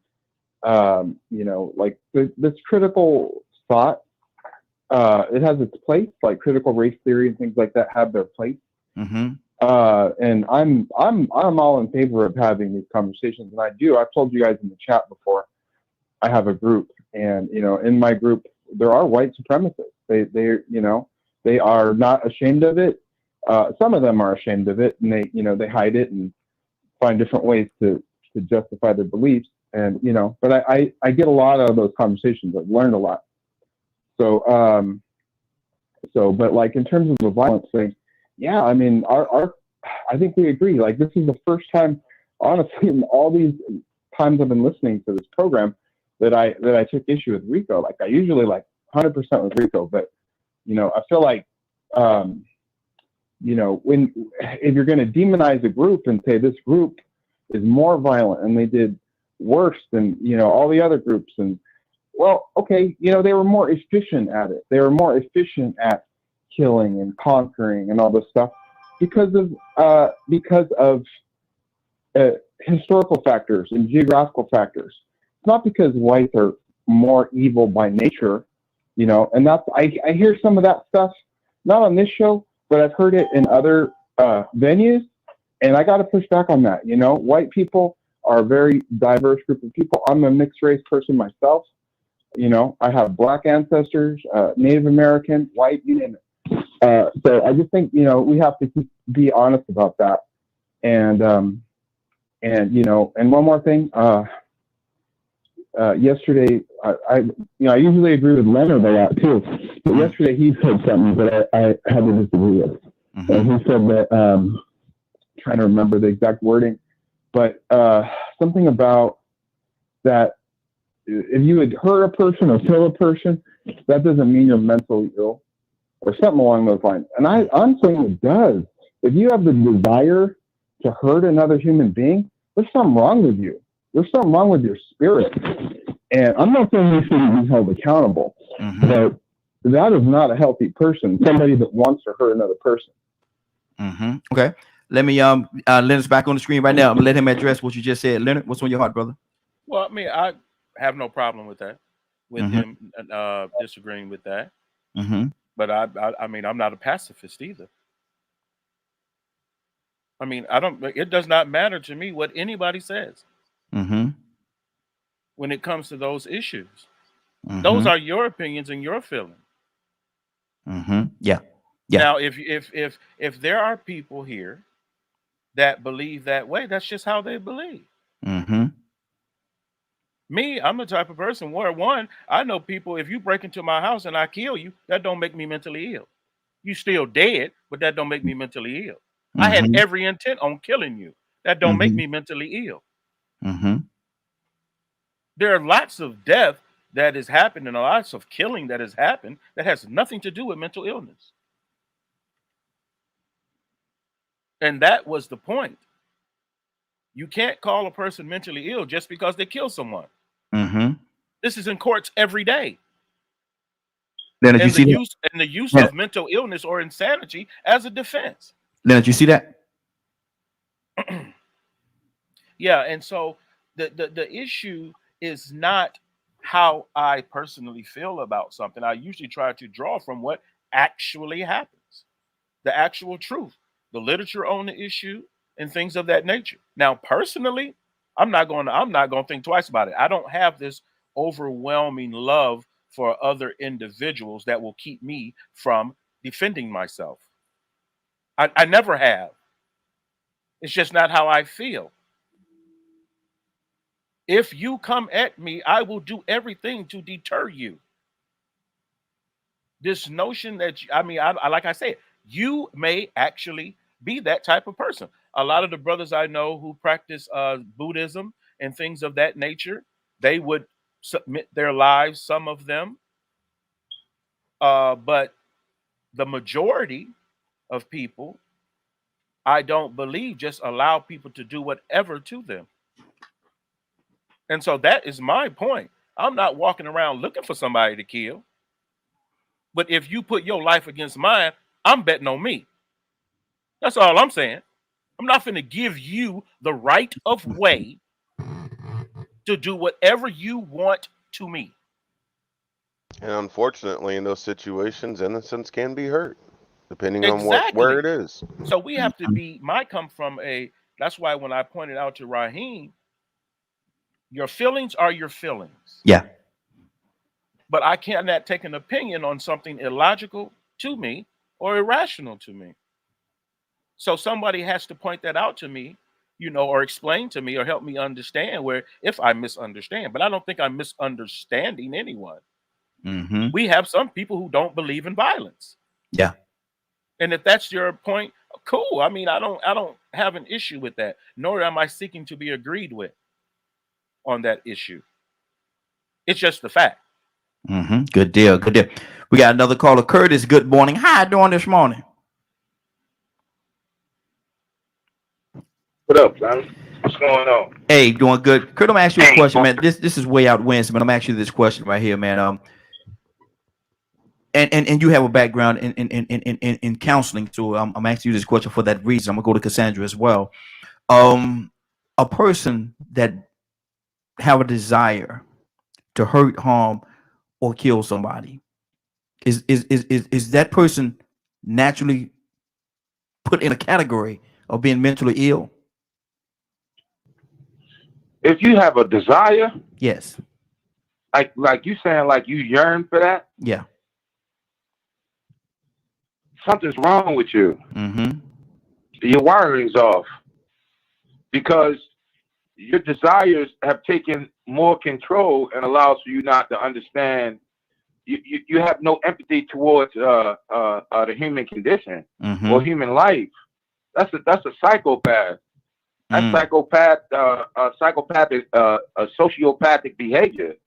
Something's wrong with you. If that's your desire to hurt, maim, kill folk, Mm-hmm. you are a sociopath, psychopath. Ain't no way around that, man. Do you know how they determine? I'm pretty sure you do, or I'm pretty sure you heard about it. Do you know how to determine a future sociopath, psychopath, or serial killer? Do you know the first sign of it? No, what's that? The first sign is the sociopath, psychopath, and or serial killer will brutally kill animals. He'll brutally kill animals. He's the one that okay, I'll put it like this. You remember the dude growing up that would catch a cat or a dog and put firecrackers in their butt? Yeah.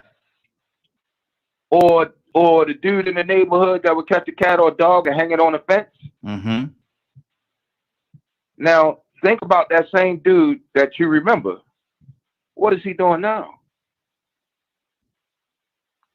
It led. He's either a drug addict, led down the path, alcoholic, or he locked up. Yeah, led down that path. Yeah. You see what I'm saying? That is the first tell-all sign. And I've had man, I don't work with some. I've had a kid that we was tending to one time, where the facility we was on, they used to have cats on the facility. And we'll take him outside, man. He would be trying to run these cats down. And he would do all kinds of things. If the cat got close, all of a sudden he would just kick it. Like, you know what I mean? Like, man, I find out later, man, he's locked up for like 2-3 murders. Wow. Yeah, man. If that's your desire, now that does not in no kind of way, shape, form, or fashion tie into what Leonard is talking about. Leonard is talking about the first law of man, which protection. is self-preservation. Absolutely. And the reason why I wanted to go to you, Curtis, is because I wanted to deal with that part of it. It wasn't tied into what Leonard was saying. I understand his point, but I was just asking about a person that had that desire. Let me go to Cassandra. Cassandra, I heard you in the background. Says, what's on your heart about this? Yeah, I totally agree with what Kurt said. If you have a desire to bring harm or hurt, there is something mentally wrong with you. Who just wants to go around hurting other people? It's something. There is some type of trigger that is malfunctioning in your brain. So that means that there is something wrong with you. So I totally agree with what Kurt said. I mean. But we're in a society now where that kind of stuff is almost like, okay, well, it just happens. No, you want to hurt somebody. Yeah. You want to kill somebody. And he's right, because there is a kid that from my neighborhood that I grew up in that used to kill cats and stuff, hang them on the trees and do all kinds of sick stuff like that. And he's in prison right now. I think he killed like 4 or 5 people. Good Lord. I mean, who does that? Who does that, guys? I mean, come on. Wow. But there are people that are walking around that feel like it's okay to do that. It's normal. That's not normal. No. That's no. Ain't you from the city that, I don't mean to interject here, but if anybody got more inroad on this, Cassandra has the greatest input. Ain't you from the city where, what's his name, Raheem? Was it Pee Wee Gaskins? Yeah, Pee Wee Gaskins. Yeah. Yeah, he's from that area, and he's from South Carolina. Yeah, not far actually from Charleston. But I'm just saying, it's wrong. It's something wrong, guys. I don't want to ever normalize mental illness. I don't care whether the person is violent or non-violent. That's not normal to be mentally ill. It means that something is wrong, something has triggered, something has happened that your thinking is not what it should be. Whether it's suicidal thoughts, schizophrenia, all of these disorders that we can name, there is something wrong. Absolutely. We got another caller. Caller, what's your name? Where you calling from? Hey, this is Sherelle. Good morning, Sherelle. How you doing this morning? I'm good. How are y'all? Hey, doing good. Sherelle, this is Way Out Wednesday. And we open up the phone lines to what people want to talk about. Sherelle, what's on your heart this morning? Nothing. I just hope everybody having a good day. I'm here to listen. Okay, good deal. Let me go back to Rico. Rico's back on with us. Rico, what's on your heart, brother? Talk to me. Well, first off, I want to say I agree with Public Citizen. If I offended anybody with that opinion mixed in with the mistake that I made on what I said, I apologize. But that was like Leonard stated a second ago, his opinion. That was my opinion. And that opinion was based on my everyday experience of who I see behaving certain ways on a more consistent basis.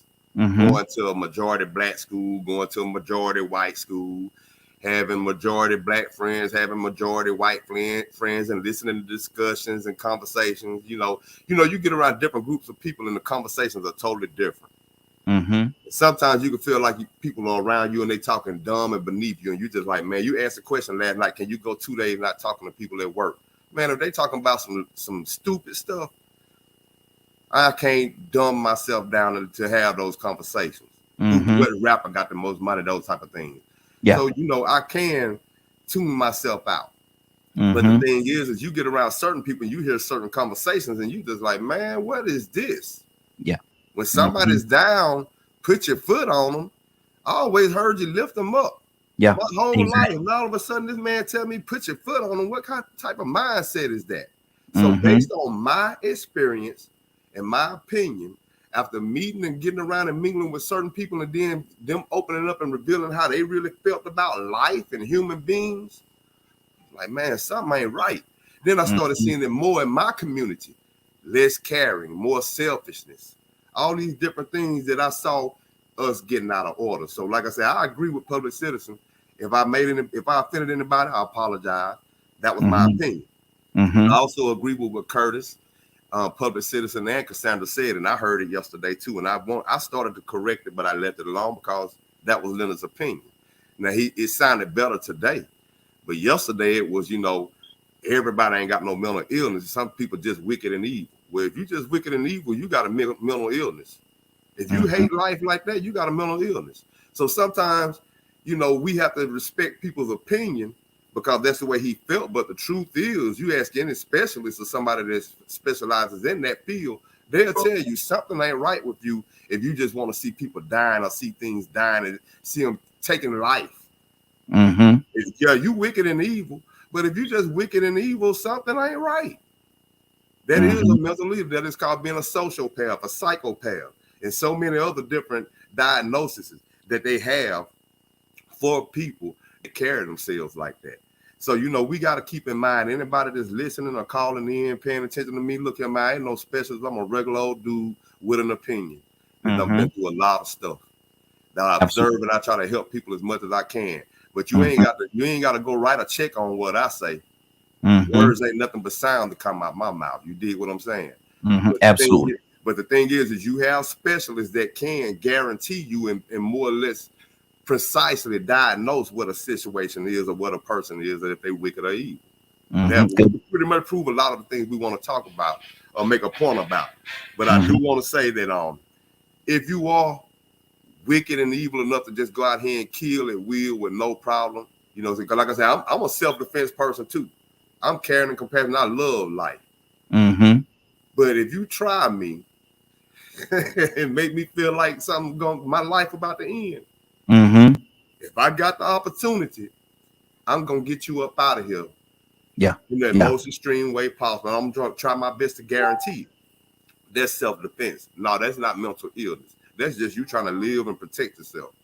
But just being wicked and evil and killing people just for fun, Jeffrey Dahmers and Ted Bundys and Samuel Littles, all these different people, they have mental issues. Exactly. I'm gonna ask a question that I asked last night on Real Men Being Men. So Rico and Badger, they was actually with us last night. So I don't know if they want to answer this thing. And Badger got real creative with the way that he answered it. So I think y'all know what question I'm about to ask. But let me go to Cassandra. As a matter of fact, no, let me go to Goddess. Goddess hasn't said anything. Goddess, good morning again. How you doing this morning? Good morning. Good morning. Goddess, I'm doing wonderful. I need to ask you a question, Goddess, and I want to hear your whole heart on how you answer this question, okay? Okay, because I wanted to answer the last one that I wanted to speak on that one, but go ahead. Goddess, what make you a good catch? Oh my God. Okay, can I go to the other question? Because I don't want to go in there. Nope. Answer the question. What make you a good catch?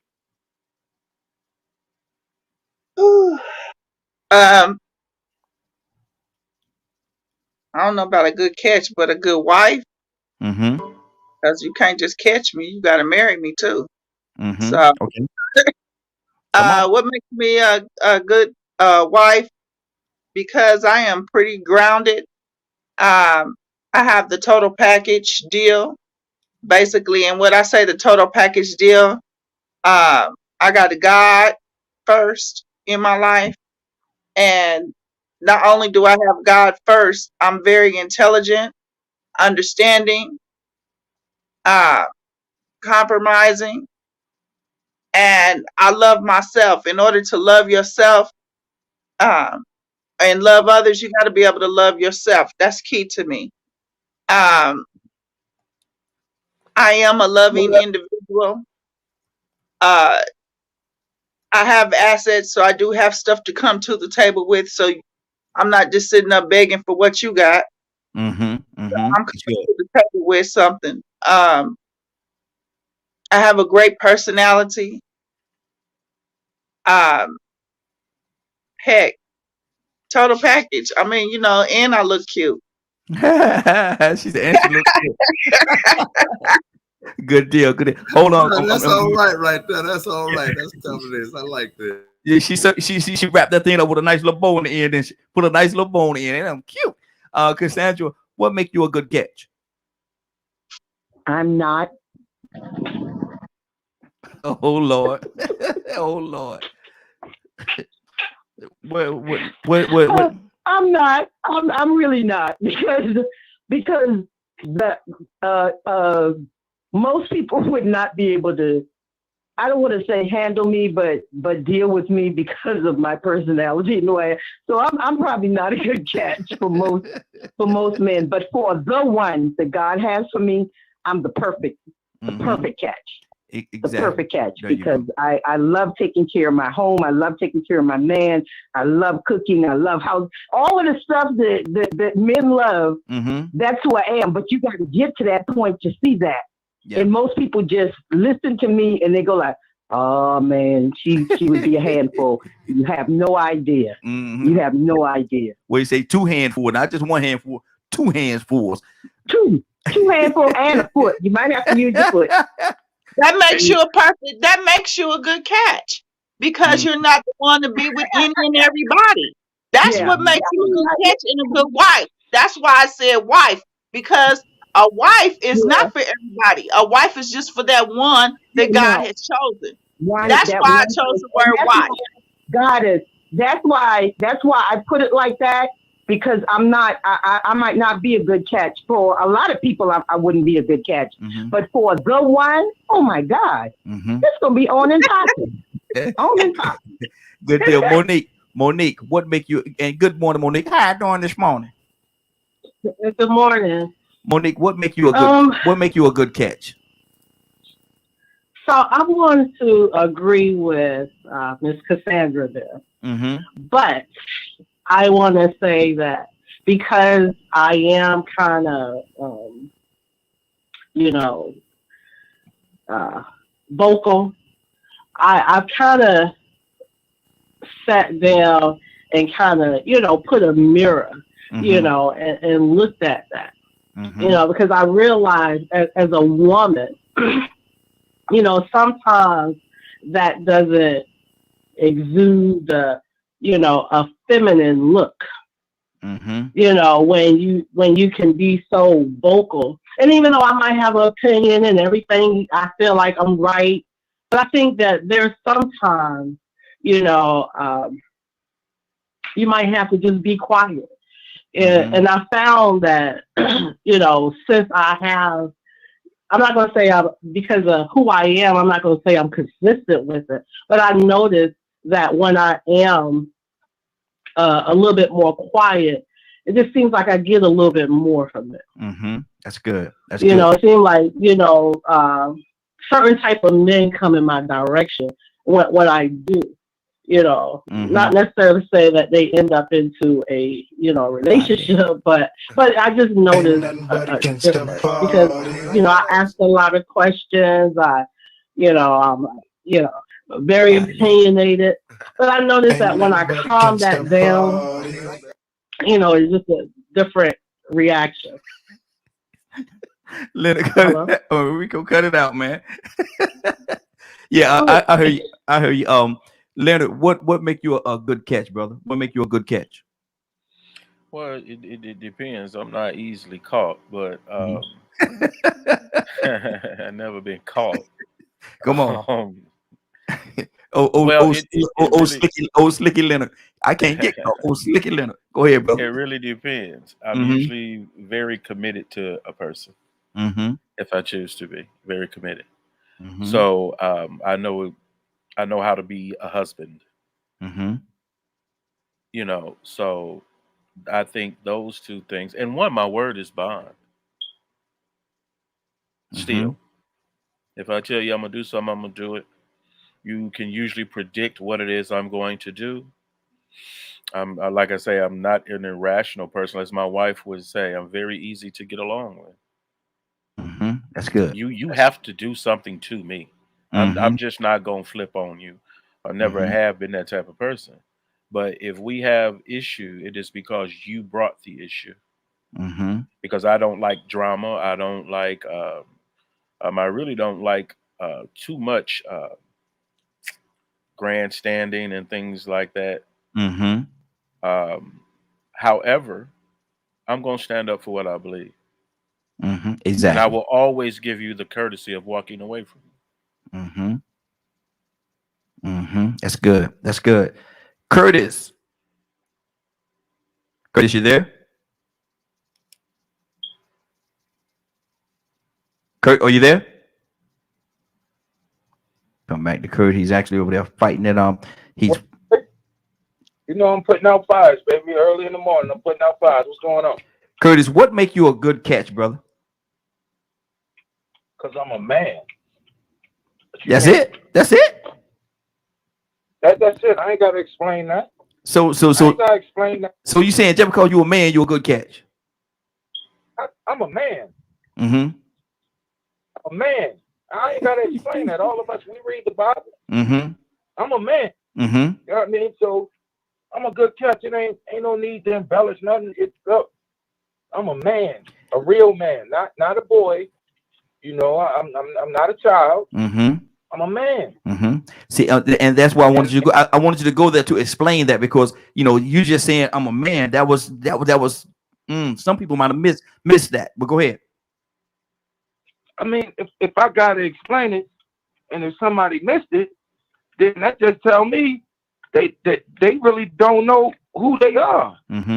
Because when you find yourself in a relationship with a real man or a real woman, right? Like there's a scripture that says, "When I was a boy, I thought as a boy, but when I became a man, I put away childish things." Right? Yes, absolutely. So, as a man, you fully understand that sometimes you need to get out your own way. Sometimes you need to put your own your foolishness and your BS to the side. Sometimes you need to be empathetic to all those around you, including your significant other. Sometimes you need to accept what is for what may be and leave it there. You understand that, you know what, in the circle of life, especially being an African American man, there's a certain level of shenanigans that's going to come because there's a certain stereotype. You don't buy into the stereotype. You don't bring those shenanigans into your house. You know, I mean, I really hate to even try to explain it, because I feel like a real woman understands when she's in front of and or around a real man. And a real man understands when he's in front of a real woman. She ain't gotta explain that. It's just like the first time I met Cassandra. The first time I met Cassandra, I don't know if you remember this, Cassandra. The first time we actually met, I said to Raheem in front of you, I said, "Man, this lady made me look for my necktie, and I ain't even got one on." Yeah. Yeah. You understand? That's that man quality that say, "Hold on now. I'm in front of a real woman. Let me tighten up. Let me make sure my pants straight. Let me make sure I ain't sagging. Let me make sure," you know what I mean? Like, you can't have one, honestly, in my opinion, you can't have one without having the other, because the two complement each other.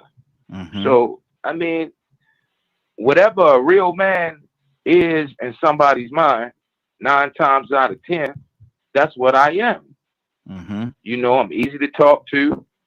I'm very empathetic to a given situation and on circumstances.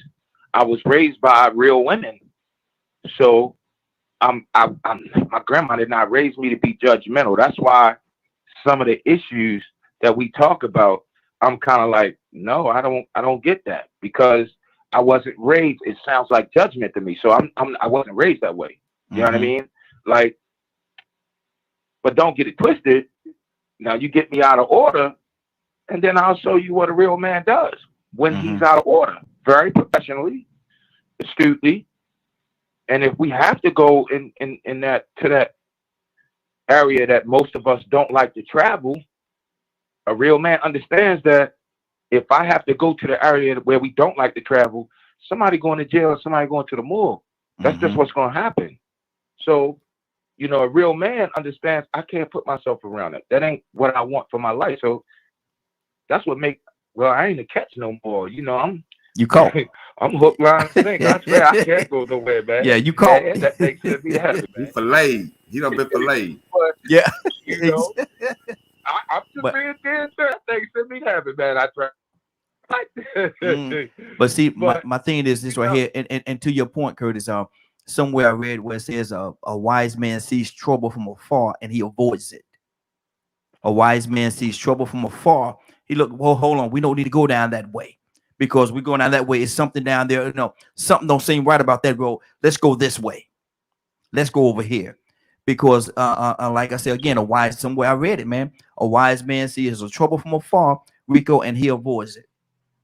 That's true. That's true. And you know, Curtis and Cassandra, they hit it in the head again, man. You know, sometimes if you pay attention to those small little details, she said a good man, not just any man. Yeah. Curtis said a real man. not just any man. So there are certain qualities and characteristics that comes with being what you consider an acceptable man or woman. And then when he said that about putting that tie on, man, you know, that brought back memories about the different times I met women, man, and I could be this image of this facade that I had made myself out to be that everybody was attracted to. I could be that person. But then I met this one real woman.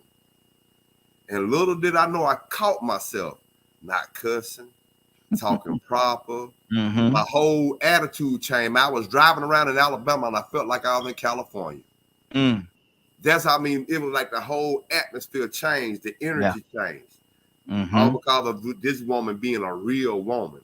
So she bought that, and I knew then that I had to be different. I couldn't be the Rico that looked like the dope dealer or nothing like that. Man, I need to look like somebody that was trying to do something with themselves, that had an education.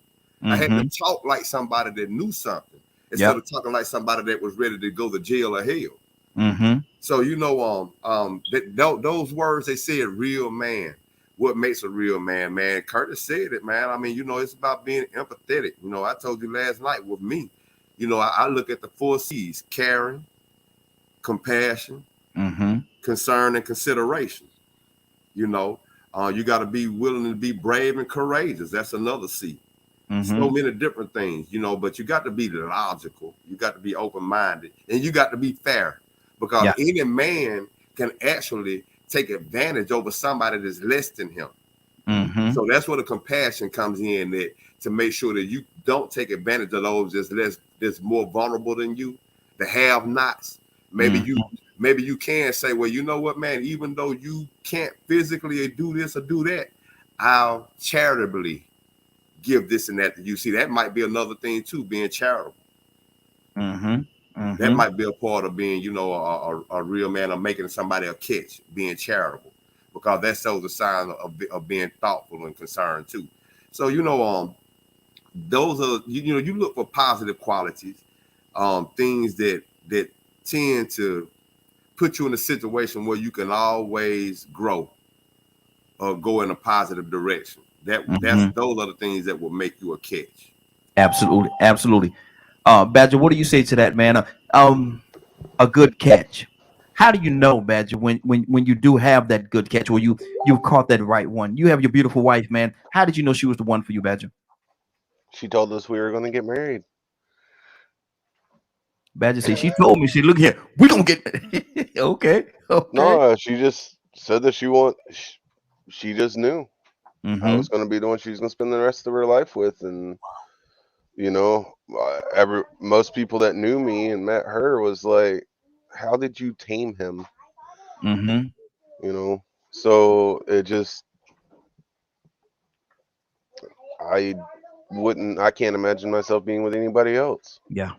So I guess we're just one of the lucky ones that, in my opinion, we found we're soulmates. That's good. So I think a lot of us spend so much time of having these expectations that we can overlook or miss the ones we're really meant to be with. Exactly. That's good. Tucson, let me ask you another That was beautiful, Badger. That was listen, I'm over here smiling at Badger talking, because it's like every woman wants to hear that come out of her man's mouth. You know, I could not imagine myself being with anyone else. Thank you, Badger, for that. You made me smile this morning. Look at that. Look at you, just passing out smiles. Look at you, just passing out smiles this morning, Badger. Just look at All I did was talk. look at you, just passing out smiles and everything. Look at you. I ain't got no sense. Tucson, you there? Badger, yeah, Badger is going to be the poster child for amazing situations. Lord, I don't know where you Donald already, really? You did it again. I don't know where you're going with that. Hey, Badger, I don't know where Donald's going with that, Badger. I'm just. I don't know. He's trying to get me to do something or another, because he keeps like pinpointing things about me.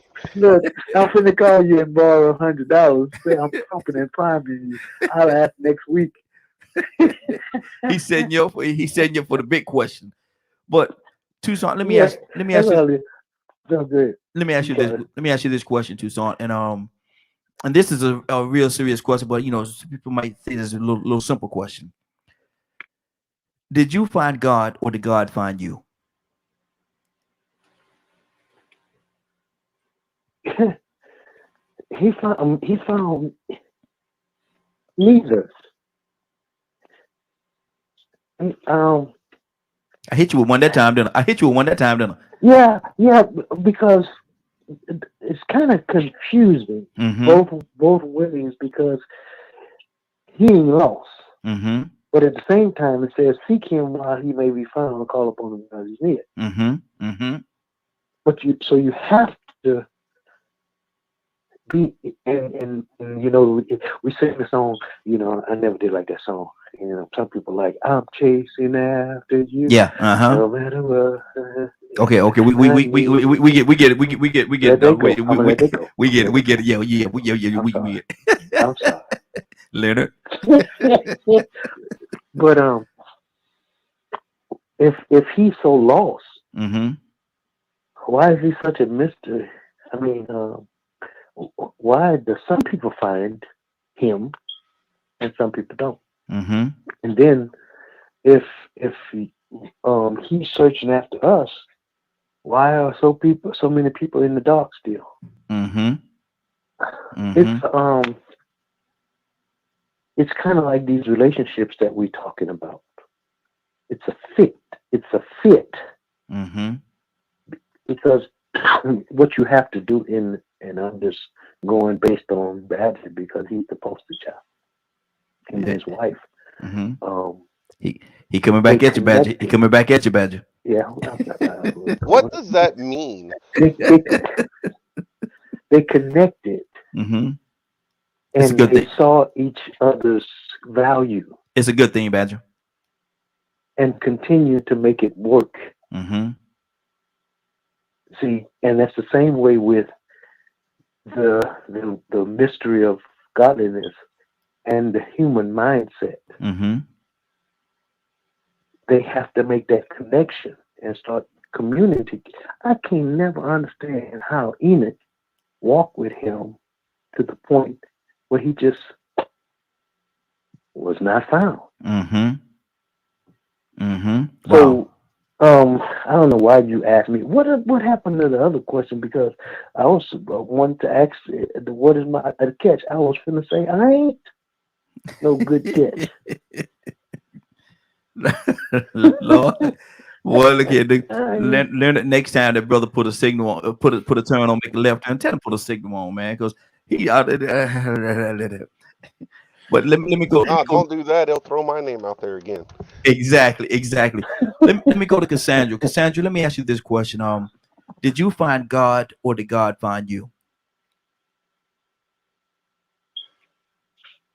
I think Toussaint said God ain't never lost. He said, "Seek me while I may be found." So we seek after him. I sought after him. And I'm glad I did. And unfortunately, we usually seek after him when we are at our lowest point. And people wonder why we have to have trials and tribulations, because some of us never would have found God, never would have gone after God, because we were too busy enjoying what we were doing. If something didn't happen to trigger that need for God in our life, whether it's loneliness, financial, debt, something triggered us to seek after God, sickness. Exactly. And so you say that for the clarity, he found you. You didn't find him. Well, I mean, he knew where I was, but he was waiting for me to come after him. That's why we got to remember that when people say the Holy Spirit is a gentleman, gentle spirit, whatever, he doesn't impose himself. It's your will. You have to go after. You have to desire God. He doesn't force himself on anybody. Think about it. Yeah. Think about it. Yeah. That's true. He gives us free will. That's the thing he gives us. Free will to choose. Absolutely. Absolutely. Goddess, what do you say to that? Did you find God or did God find you? I was born in God's image. I am. God is the one who made sure that I was conceived, and I was conceived by love. I was conceived through marriage. I was conceived through all the things that God's promises was. So my lineage will continue to grow in His Word. So as I continue to grow up as an adult, I continue to seek God and make sure that my choice was Him. So He already had chose me before I was preconceived. That's good. Before That's His good. knowledge. Wow. That's why That's I say I'm goddess. That's good. That's good. Got another caller. Caller, what's your name? Where you calling from? Hey, good morning. This is Bishop. Good morning, Bishop. How you doing this morning? I'm blessed, brother. How you doing? Hey, how's everybody doing? Hey, doing good, doing good. Bishop, I need to ask you a question, man. Did you find Nope, God? Hold up. Leonard. My friend, the good bishop. There you go. There we go. So basically what you said is you can't say nothing to Leonard, say the good bishop. Ain't that some mess? He need an intro. He need a walk-in intro. Exactly. Here. Look, ain't that somebody? Hold on for a minute. Hold on. Let me grab some. Leonard. Say, we As a need matter some of music fact, for I him. think you should really be playing applause when he comes on. Right? I was about to say something along those same lines. And the crowd goes wild.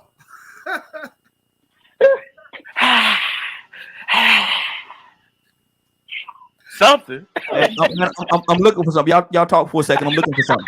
Why he gotta look for something when he should be just pressing the button for applause where Bishop comes on? Leonard, it's good Bishop though. It's got to be something special. Come on, because Bishop. we need straightening. Because we need straightening, and I put that on the Bishop. He's the straightener. Ladies and gentlemen, wow, terrible, Raheem. That's terrible. Look,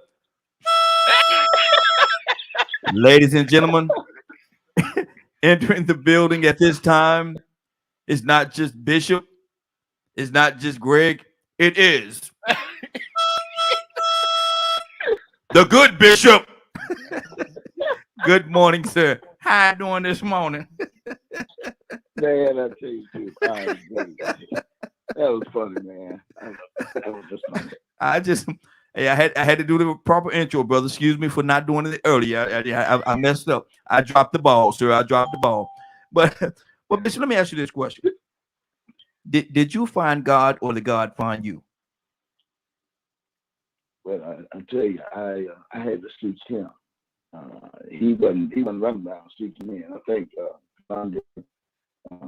Donald they said it best when I was listening to him speaking, and it's clear the Bible says, "Seek ye the Lord while He may be found." And then He gives us free will. And Cassandra was on the road. She said, the only time we start trying to seek will be when we're in a crisis or a situation, and then man, God. I make you laugh because I don't do prison ministries, and the reason I don't do prison ministries is when they get in jail, when they get locked up, and they then want to turn their life over to God and start reading Bibles, and I'm converting them. As soon as they get out, that commitment that they made to them in prison, they were seeking them then, but now that they got free and they running. So I always call it jailhouse religion, and so I tell folks, I'll be praying for you, praying for your situation, whatever you did. You got to sit up there. You just got to get focused and stay focused and do what you need to do to keep your nose clean. But don't go to jail or prison, get converted, and then when you come back out, you're unconverted. You go back to your old way. He said unconverted. It clearly says, "Seek ye the Lord while He may be found. Call upon Him while He's near. Let the wicked forsake his way, and the non-righteous man is thought." And then turn to God and will abundantly pardon whatever sins you have committed. So we just want to, you know, if you ask the question, ask the question the way it is. God is not lost. We're the one who's lost.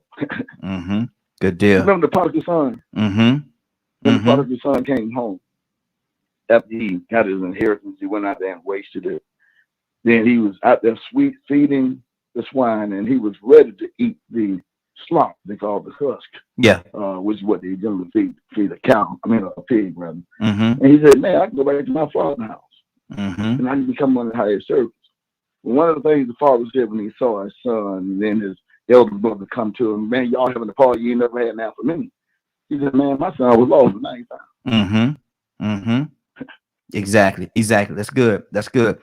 Let me go to Curtis. Curtis, what do you say to that, man? Did you find God or did God find you?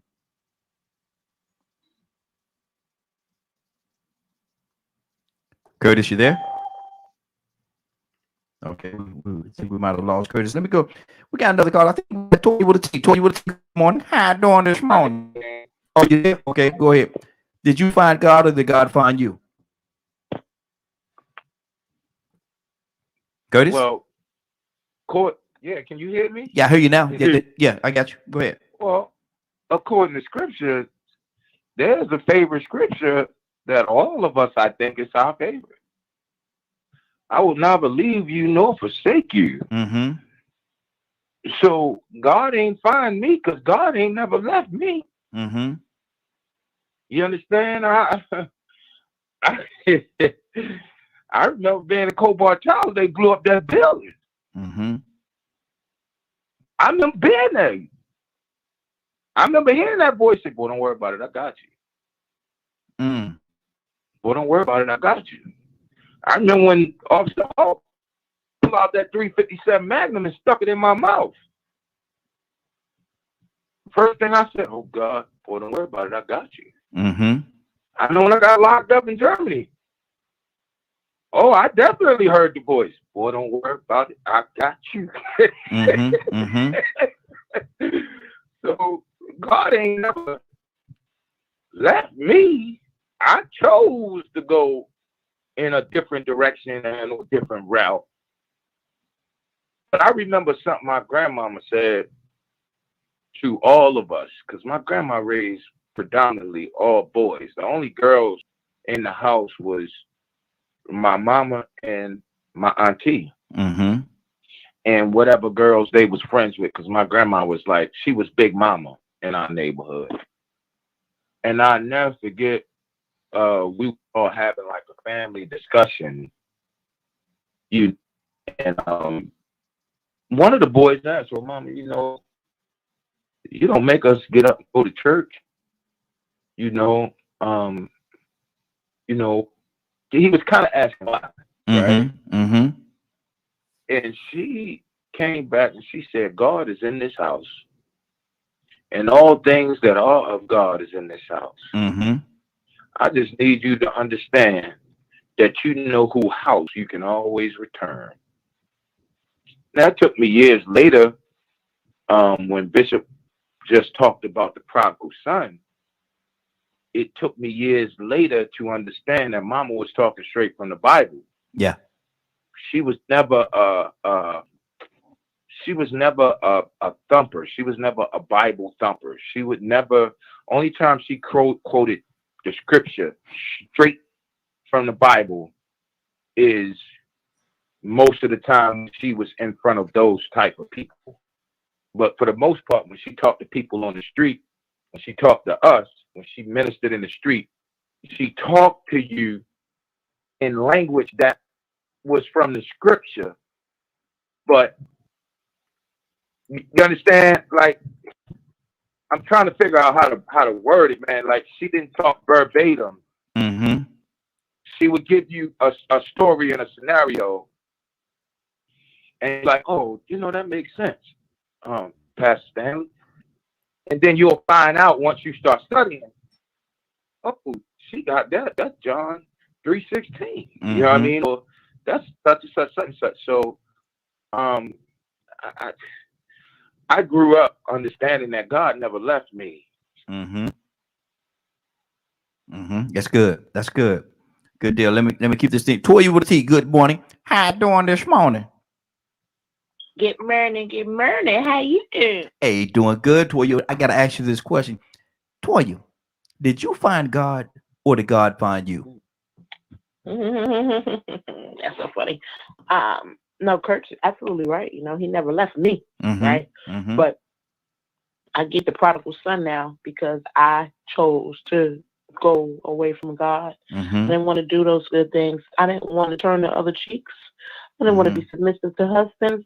I didn't want to get beat by masters. All the misconstructions of the Bible. I didn't want, and it seemed like, hey, that mean I can't be with him. You know what I'm saying? So I did other things, and even out of anger and out of what had been casted upon me. You know what I'm saying? Still turn around and be a good girl. I didn't want that. So I think that I went away from God, not knowing. Yeah. See, God is spirit first. And He's always going to be in us. We'll never be able to escape Him because we are from Him first. Flesh is temporary. Clothes your parents buy for you. Yeah, come on. They theirs. They just let you wear it. That's what this flesh is to God. You know what I'm saying? And what happened to me basically is He had to call me and He had to remind me. You know what I'm saying? So for me, it was a finding a couple of years ago because,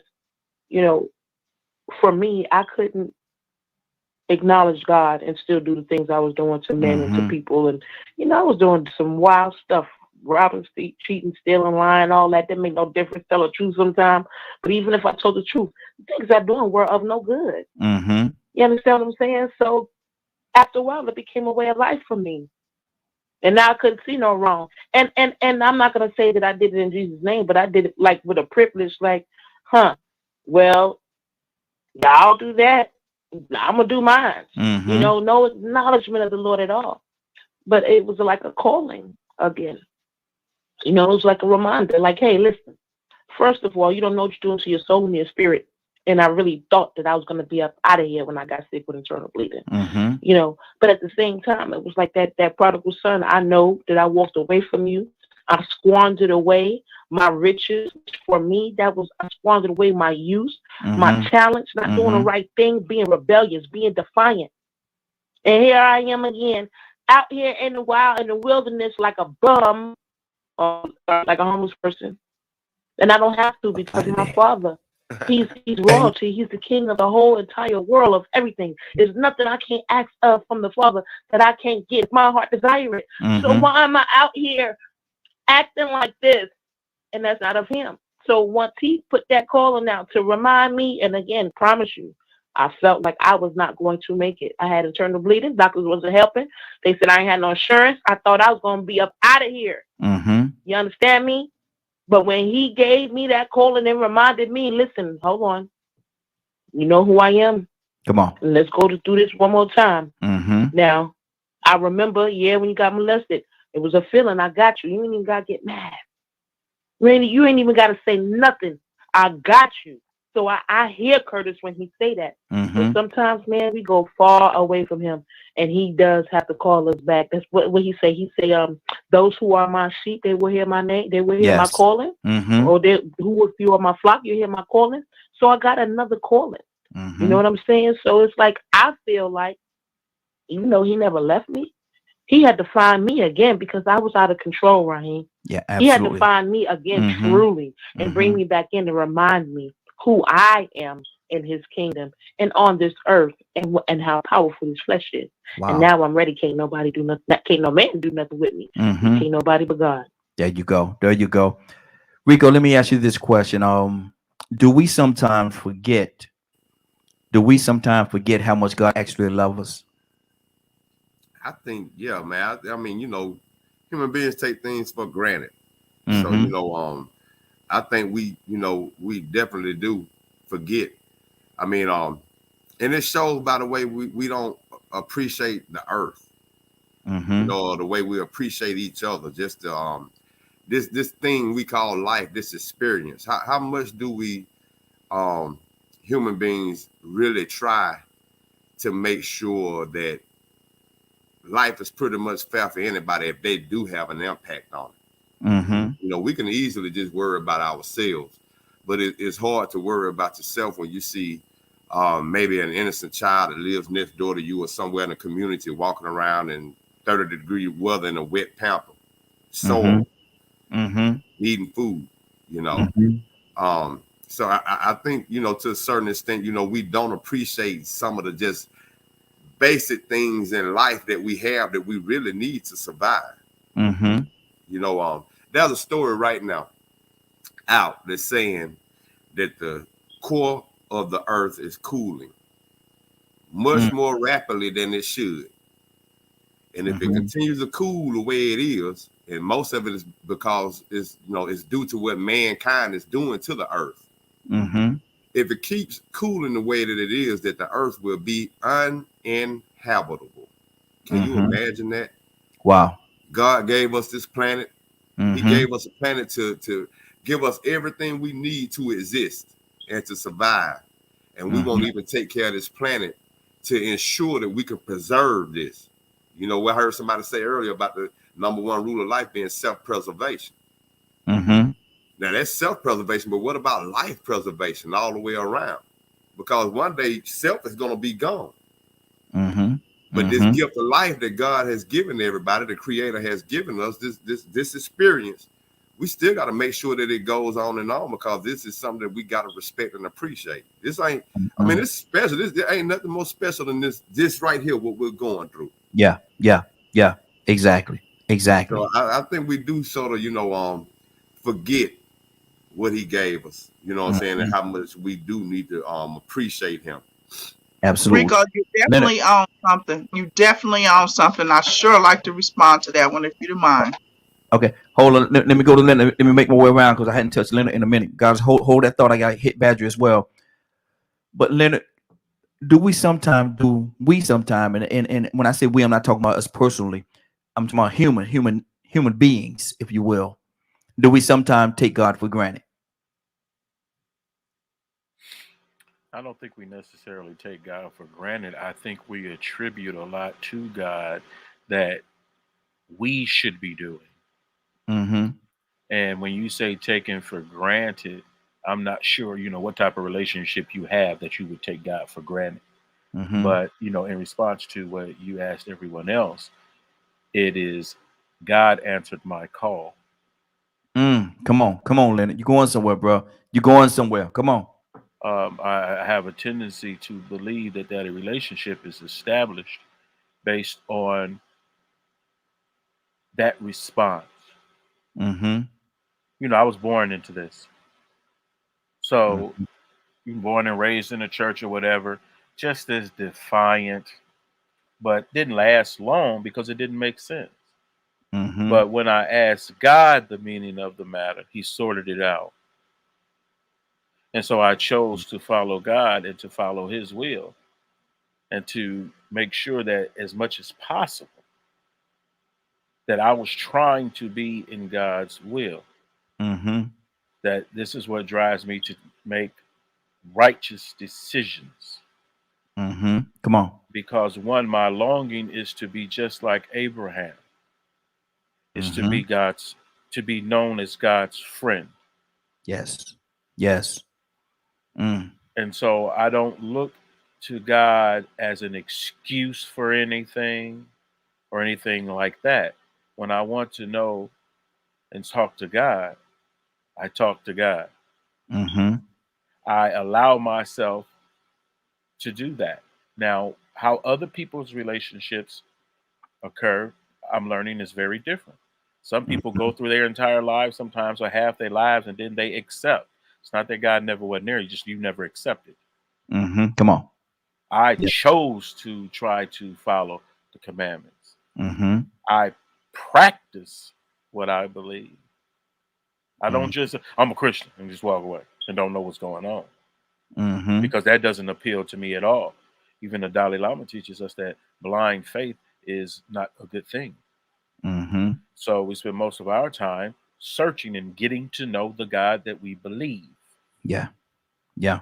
So one, I always consult God. I make a pick at the bishop for the very simple fact that he is about righteousness.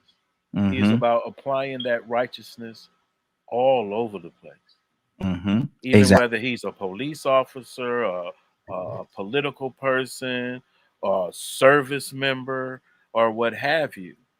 And this is what I like about anyone who has a desire to do that which is Mm-hmm. righteous.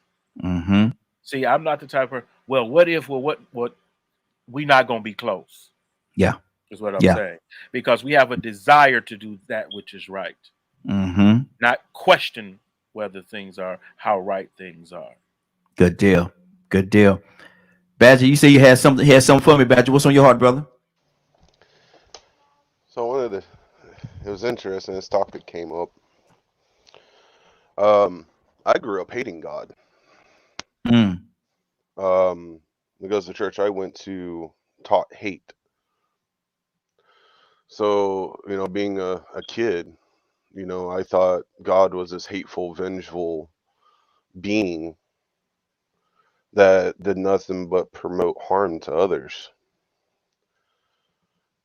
And as I got older, someone was watching over me. I just didn't know who or what.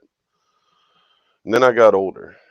I started researching when I was a kid, because I wanted to know why I was made different. I wanted to know why people were hateful and so on and so on. And then I had a couple of near death experiences, a couple caused by myself and a couple caused by others. And it finally dawned on me that it's not that God was evil. It isn't because Satan makes people do things. It's because people choose easier paths that end up harming other human beings. Mm-hmm. And those are the people we should be learning how not to live from. So I focused on making sure no one lived, or I would never treat another human being the way I was treated growing up. I'd never look down upon anyone, and I do my best to live as Jesus did, because I finally got a hold of a Bible and read it myself. Mm-hmm. Because I didn't have really anything other, access other than mythology. Mm-hmm. Which, depending on who you ask, they think the Bible's mythology too. So well, one of the things I started paying attention to was how we as a human race have become so cold-hearted and separated that a lot of people have forgotten what being of God really is. Mm-hmm. Wow.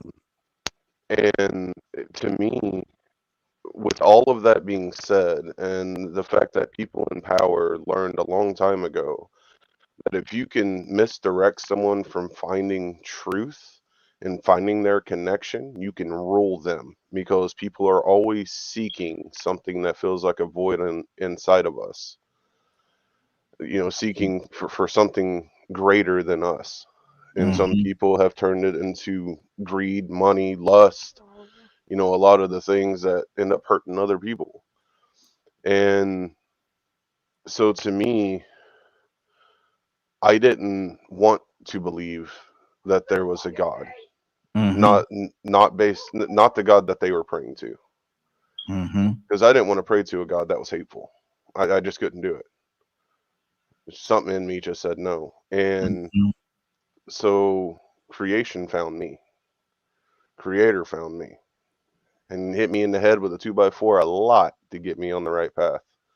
Because I was a very hateful person growing up, Mm-hmm. because I could not stand by and watch people be belittled and treated like trash. And it wasn't until I got older why I had that feeling inside me. Wow. Wow. Wow. Bishop, what's on your heart, sir? Well, a lot of stuff has been said, and I've enjoyed every comment that was made. Mm-hmm. The fact being, did God come find me, or did I seek Him? And the bottom line is, we have to seek the Lord, and He gives us free morals. Mm-hmm. You either choose him or reject him. Mm-hmm. Crazy thing about it, for those who actually reject him, to be the ones who suffer, drastically. Mm-hmm. The ones who seek him while he may be found. Why? I mean, basically saying, while blood is running warm in your vein and you're able to breathe, Mm-hmm. you need to seek a relationship with him. Folks don't want to acknowledge that there is a God. Yeah. Don't even want to call him God. Mm-hmm. But there's something that has created this earth outside of the scientific mindset that a lot of people have. But when it comes down to it, Leonard said it, everybody said it, basically. When it comes down to it, we all need to have a relationship with God. Mm-hmm. And if you want to say he found you, well, praise God. Mm-hmm. You connected with him since he found you. Exactly. Did That's you run good. away from him after he found you? Mm-hmm. That's good. Because if he found me, I mean, he was looking for me. Mm-hmm. If he did.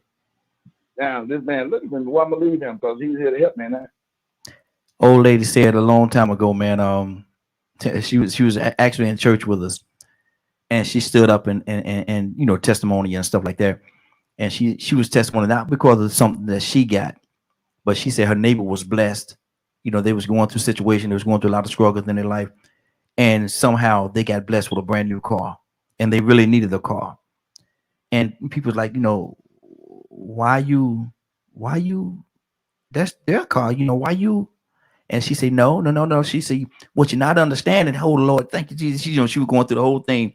She said, what you got to understand is I'm happy for them that God blessed them in that way, because I know if he's blessing them in that way and they live right next door to me, then God is still in our neighborhood.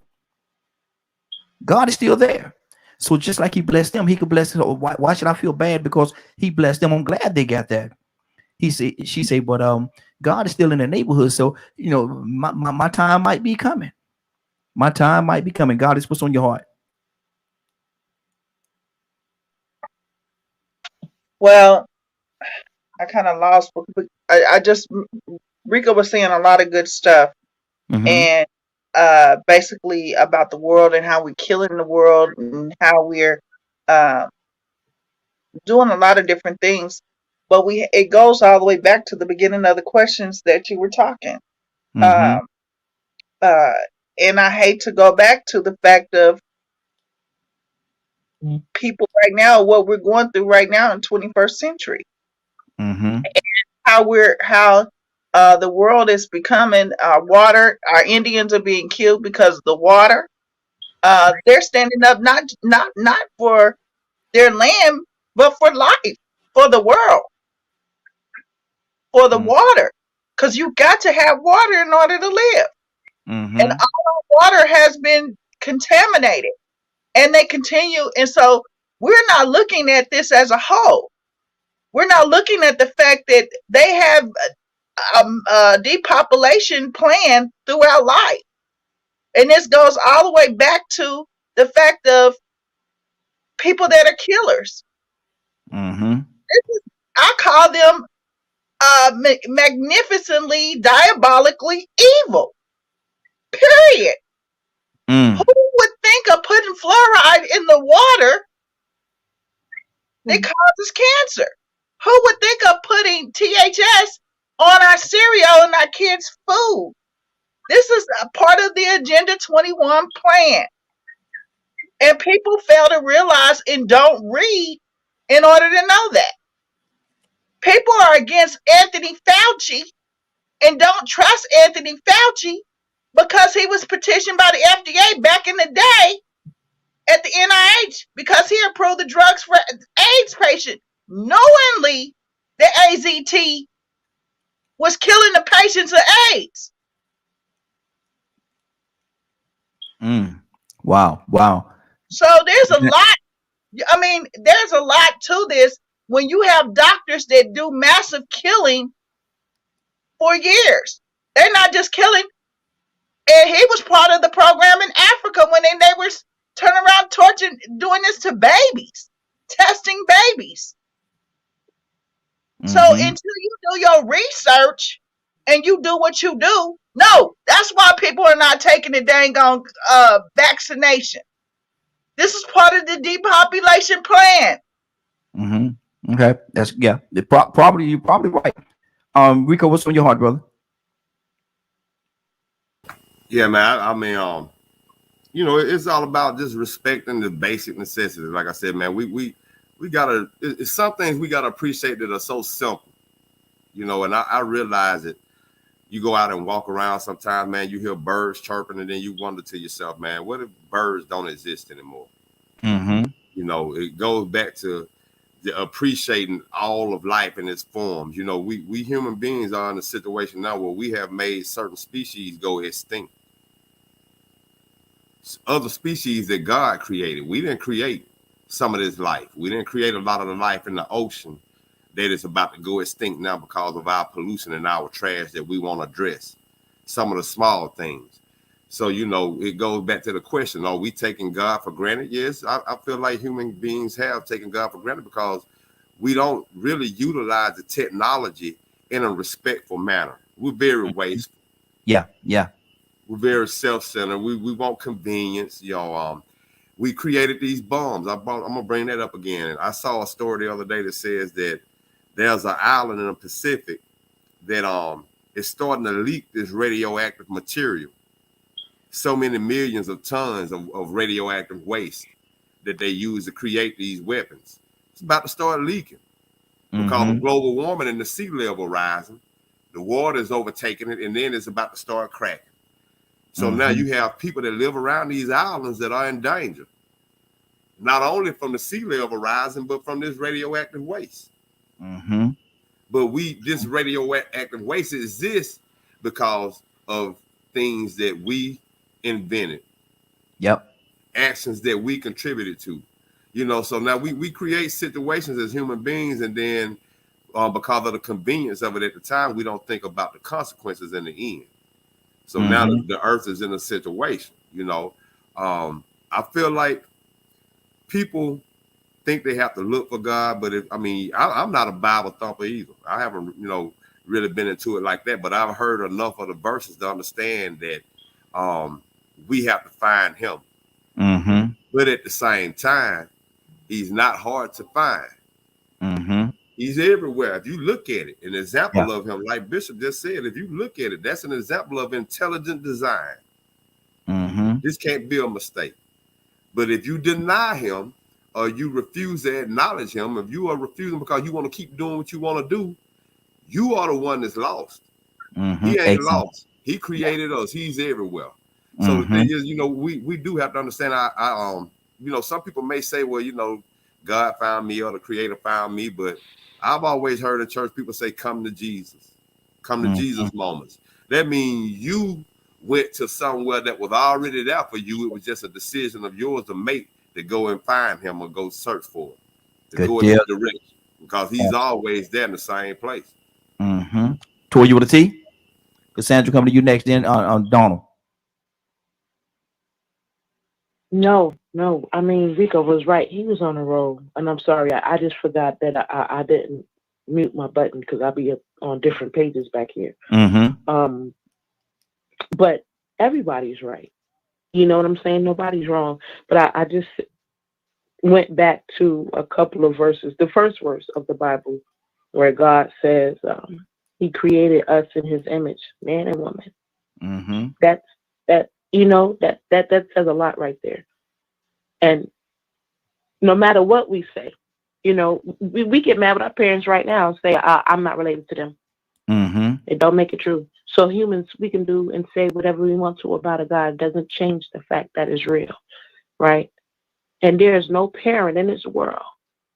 If any one of our children, nieces, nephews, whatever, any one of our loved ones go out there and do anything wrong, we are going to be heartbroken. Still going to love them. They're still going to be who they are to us. And we're going to be hurt of the fact that they did something that we all know better than they shouldn't have done. And it's kind of the same thing, right? Like we don't even notice what we do on a daily basis is so godlike. How we interact with each other, how we live, just father and son, mother and son.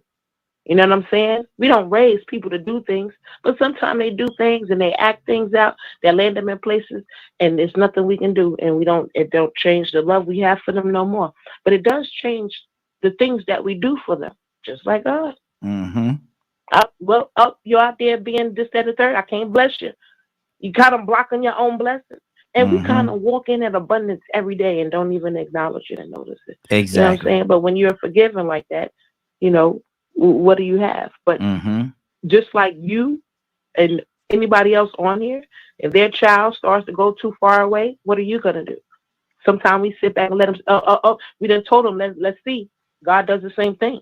You know what I'm saying? But at the end of the day, we make the very same actions with our own children, with our own situations that he always does for us. It doesn't change anything, but sometimes you got to, you know, step back and let them do what they do and let them see. But in the end, you'll always be there for them. So it's, you know, we do take it for granted, but we walk that walk every day. Exactly. Cassandra? I just want to say amen and pass the collection plate, because between Toya and Rico, they really nailed it. So I don't have anything. I'm grateful that we have such gifted, wise people on this panel. Absolutely. Likewise. And to God be the glory. Toussaint, what's on your heart, brother? In time she said that, you said Toussaint. It's amazing how that lined up, ain't it? God almighty. Go downhill from that thing. Mr. Dust of the Ground. Who told you was naked? That's what I think about when I go into this conversation, because he forms us and he shapes us in his image and in his likeness, and we go another direction, and he has to ask the question, who he designed, where are you? As when he calls our name and we walking in luxury. I'm just trying to see it all. But we have our own thing that we desire to do that ain't got nothing to do with him. Yeah. And then we get lost in the maze. And then he kind of searches us out again. There's some people. I got a son that I'm still praying about, because he's an upset child. Been an upset child. And he's 30 now. I think. So we get lost in life. Yeah. Exactly. But what we have, and I don't know if you had it, I'm pretty sure that you have. We have along the line people that pray for us. Yes, sir. That somehow we, and then because of those prayers, it all works out. Absolutely. Leonard? Yes, sir. What's on your heart before we get out of here, sir? I think it's good that people are aware of certain things and challenge them to start doing things differently. You know, as it relates to your own personal carbon footprint, as well as just in your local areas and neighborhoods. If you really want to get started, start with the drinking water. One of the things that you normally would do in a public school, I remember, is you would go get you some creek water, and you'd look in that water and see what was you could see with your eyes, and then you would see through a microscope what it was. You'd learn about the various parasites and things that could be in drinking water. As a matter of fact, a trip that we had in our city, because we have a water processing plant, which is right next door to Flint, by the way. Wow. We have our own processing plant in that city, and that was a field trip that you would go on to learn how the water is processed and things like that. So that's a great introduction for children, the importance of clean drinking water and conservation, especially as it relates to the contamination. And who can that contaminate? What causes contamination? Then you start to learn about, okay, these factories is dumping things in the water. Why ain't nobody doing nothing about that? Or is there somebody, or how can I get connected? these types of things spark interest in the environment. And one of the largest lobbying groups in the United States is the Sierra Club. And I'm not sure if they're still the largest, but one of their main focuses is conservation. And they believe in putting their money behind what they believe. And that has led to government and everyone being concerned about the environment. Because of that, you have to be involved with your legislators, because trust me, there's a water issue going on where you live. Yeah. Because water is critical. Fresh water is critical to life. Air is critical to life. So if you're living, like, say, for instance, right down the street, this plant here got cited because of the pollutants it was releasing into the air, which is far more concentrated than other places. And then when you think about, okay, what's the problem? Because what if the certain type of cancer is caused by this type of contaminant? And then you notice that everybody in that area got that type of cancer. So it's all linked together. And we have to come up with ways that do a little bit and a little bit each and every day, whether it's just so much as disposing of some of your things differently. You know, that type of thing. You may want to test the water that's coming through your faucets. You know, instead of just saying, oh, we can't drink that water.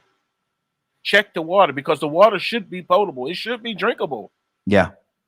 You know, everybody can't afford to go buy water. So one of the things that we've invested in our infrastructure is providing clean drinking water. Don't take clean drinking water for granted. Everybody don't have clean drinking water. And that's a big deal over the world. It's clean drinking water. Georgia is constantly fighting in the background, which we don't hear much about how we share water with Alabama and surrounding areas. That was a huge issue in one of our elections, as a matter of fact, with the governor. It was. Yes, it was. How he would fight that, or how he would deal with that constant negotiation between these bordering states on water use. So conservation is a big deal, and I think people need to get involved in it, especially as I know Goddess and Rico are familiar with environmental racism. Even the racism on that level is an issue. So there's more than enough things that you can learn about, spend your time doing, than running around menacing and being mean to people. He said being mean to people. Listen, we're about to get out of here, man. It's been a great broadcast. I want to thank everybody for joining us. Rico, what's going on at 3:00 today, sir? Miss today's show and like to see the entire broadcast in its entirety, you can tune in at 3 p.m. Eastern Standard Time on www.dklmediagroup.com. And good deal. Before you get started, let me say this one more thing. Okay. You could do something as simple as just throw your trash in trash cans. I go to my communities and I know where Black people live just by looking at the trash and waste on the side of the roads. I go to my community and I go to certain stores and I know I'm in my community by looking at the trash next to the gas pumps and next to the trash cans is right by the door on the outside and on the inside of the stores that you're going in. I see it all the time. I walk my communities. And like I said, it's sad that you could go in certain communities and tell who lives there based on the litter. But we take these small things for granted because it's so convenient just to toss your trash out the window. But it's even more simple just to take your trash home with you and put it in the trash can at home. I walk right now and I can look in people's cars and I see stuff that I've never seen before in my 49 years. The last 15 years, I've seen more trash in people's vehicles. They just hoard trash. Food. I've gotten in people's cars and seen cheeseburgers and sausage sandwiches in the door from 2 months ago. Good Lord. Because people just won't clean up. Bacteria. It's that simple. So I mean, we can stop all this pollution and this littering and stuff by doing some small things and appreciating just the fact that we had a clean earth that was here before humans came, and it should remain clean, because if it wasn't clean, we probably wouldn't exist. Exactly. I'm looking at my clock. It's 10 time for us to get out of here for today. Toy you with a T. Can I get you to pray us out, sis? Oh, absolutely. Thank you, Father, for another glorious day. We want to thank you for another opportunity to be able to express ourselves and discuss you and discuss how powerful you are, so that way we can use the other tool down here to be able to get through and do what is your will, Lord. I want to thank you for keeping us covered and protected and keeping us door open. Just, I don't know, just for you to do your due, Lord. We thank you. We come to you with honor, mercy, and praise. In Jesus' name, amen. Amen. Amen. Been a great broadcast. I want to thank everybody for joining us. And more than that, I want to thank you for allowing DKM Media Group and Associates and the Morning Glow for being a part of your day. It is now 10:10. You're about to exit the Morning Glow. But before you go, I want you to do me two favors, if you will. One, I want you to continue to pray for us, because we're certainly praying for each and every one of you. Number two, why this is real simple. I want you to go out there, find somebody and give them a hug, because you never know. It could be the only hug that they get, or it could very well be their last. Love you, and ain't nothing you could do about it. Have a great day and a better tomorrow. And we shine some of this light on you from the Morning Glow. Take it out there into this wicked and cruel world that we live in, and let your light so shine. Get an opportunity, give somebody some love. You just might find some love in return. Won't that be a beautiful thing? Have a great day, and please take care of each other. Be blessed.